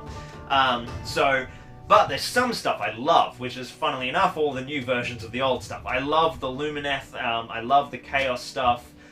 So I'm definitely going to look at getting into Old World, and I'm definitely going to try Age of Sigmar at some point. I've heard really mixed things about the game. A lot of people say it's great, a lot of people say it's awful, it's very swingy. So we'll see. We'll see how I feel about it. But at the moment, I'm at the case where I just don't have time to add another system to my existence. With Horus Heresy 2nd edition about to kick off around the corner, like Middle-earth, Horus Heresy, that's the future for me. With Kill Team thrown in every now and then, and Star Wars Legion like once a year. That's my games for a while. Because Heresy is like the best thing in the world, except for Middle-earth. Oh my god, Horus Heresy is amazing. I never thought something would take Star Wars as, because Lord of the Rings has always been my favourite universe, and Star Wars has always been second, and I never thought anything would take Star Wars out of second place. But the Horus Heresy universe of the 30k time period has crushed Star Wars. It's mental. I've been reading the audiobooks again, or listening to the audiobooks while I work. I'm up to book 31 now, and I started in April. And they're like 15 hours long or something. So each book, it changes. Some of them are like 20 hours long. Anyway, no AOS planned at the moment, but I would like to build some Warhammer Fantasy stuff when Old World comes out. I do miss Legion, says KS. Yeah, me too. Middle-earth is such a good system. Yeah, I'm excited to check out all the old Hammer stuff. Discourse. Hey, Alice. Alice says it has a lot of interesting aesthetic, but it's not much beyond the aesthetic. Yeah, it's weird because I get a lot of people say that, and I'm like, that's the impression I get, but I still haven't dived deep because I've just felt like I have so little time in my life. I'm working at work, Zorp stuff like 12 hours a day, and then I'm a dad when I knock off work. And then they go to sleep, and I go back to work, and then I go to sleep usually, and then I get up at like 6.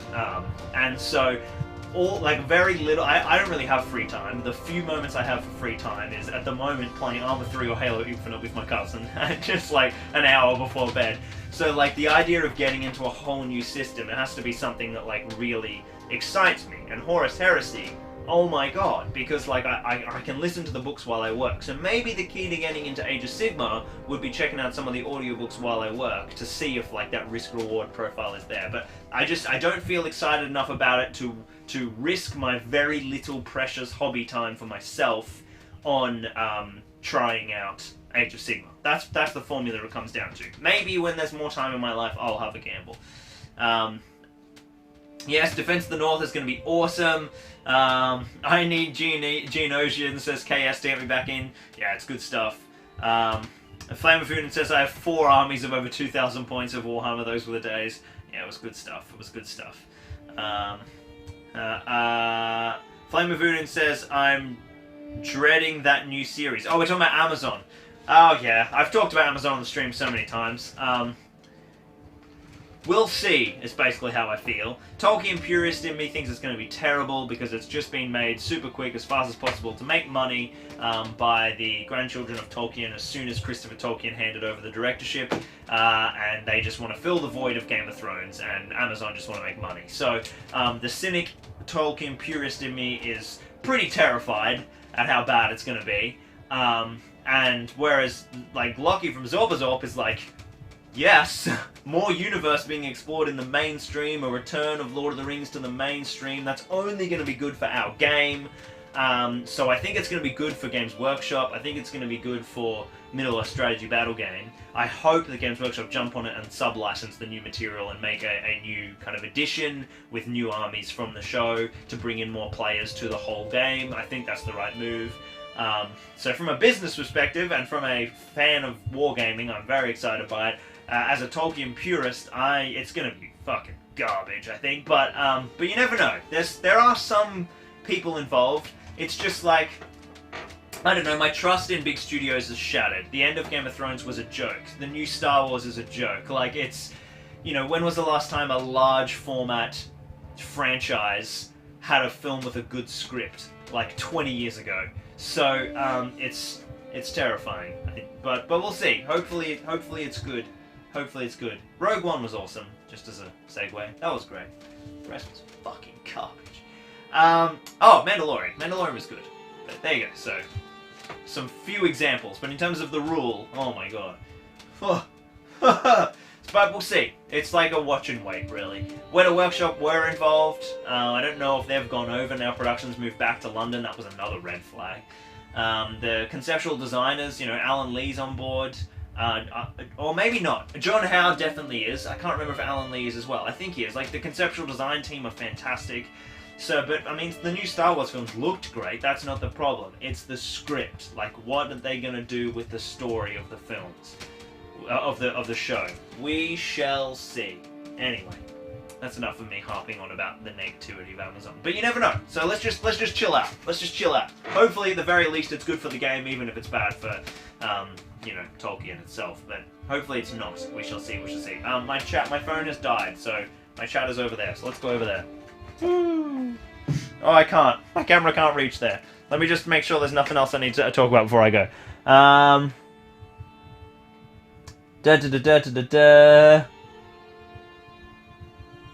Yes, Alice is right. It's just about squeezing money. I mean, every company that goes public turns to shit. Look at GW. It's, you know, gone to crap since 2010. The small worlds that we live in of like Middle Earth and Horus Heresy, the specialist games are doing a wonderful job. But some of the stuff Main Studio is doing is just horrendous. And you know, 40K's balance is a mess. Like, the marketing strategies are pretty awful. So, yeah. And, you know, it's had some good periods where it's behaved. We're in a bit of a period again where GW aren't really behaving.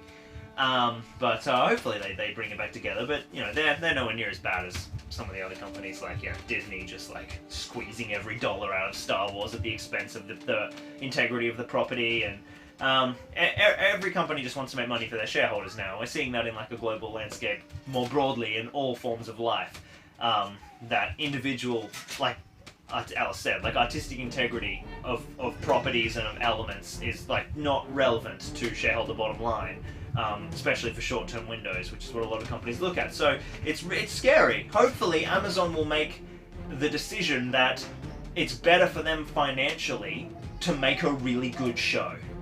Because this is the way this is what they're trying to do to break into the market, to destabilize HBO and Netflix, is this show. So it can't really be garbage, but the problem is the lowest common denominator of viewership don't really care about good shows from like a screenwriting point of view. But Game of Thrones broke that mold. The first 5 seasons were fantastic and people loved it. So that sort of proved that, like, really engaging television that's actually well written, for the most part, of the first 5 seasons, it can work as a financial prospect. So hopefully Amazon go, let's do what Game of Thrones did in the first 4 seasons and make an amazing show that is well written and maintains the integrity of the IP, not because we think it's the right thing to do, but because we think it'll make us the most money. Hopefully that's where they go.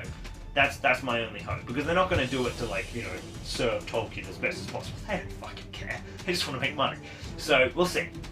We'll see. Promising. I think it's promising. I think it's going to be really good for the game, and hopefully it's awesome, and all our fears are you know, unfounded. I mean, the first image we saw was a pretty bold move. The 2 trees, you know, that was a really nice vista. That's a nice little tease. Maybe we're going to get something cool. We will see. Alright, I think I'm going to leave it there, guys, because I have got to get back to... It's already 10:40. I was meant to finish at 10 past 10. That's an epic wall. This is awesome. Thank you so much for tuning in for a bit of sexy crafting.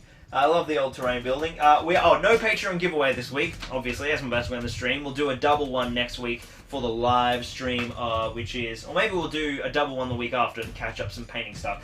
But yeah, so we've got a battle report next week. We're doing the Kirathungal battle report using Dol Guldur with Sam and fighting his way through all the orcs. It's going to be really badass. It's going to be so much fun. So it's some epic battle report action. Make sure you guys subscribe to this channel, because this is a different channel, right? You won't get notifications from the main channel uploading. Sometimes I make a community post, but yeah, hit the bell. There will be no other notifications from this channel but live stream, so you're not going to get spammed, so hit the bell and subscribe now, and that way you'll just get a little ping every time we go live every 2 weeks. And ever since launching this channel, we haven't missed a stream, so hopefully every 2 weeks we can keep that up, because it's so much fun to hang out with you guys every second Monday morning my time, or Sunday night for most of you. But yep, I am going to go and start on a very, very sexy video that's coming out on Thursday with some huge news. Huge news for Zorbazorb. It's big. I'm so excited. Can't wait to tell you guys. Maybe you won't even care, but I think you will. I think you'll be like, whoa. But yeah, alright, I'm gonna go. Thank you so much for watching. I'll see you guys here next fortnight and over on the main Zorbazorb channel on Thursday night, Australian time. See you later, guys. What? I'll just go this way because I nearly knocked my whole computer off the table. Alright, bye!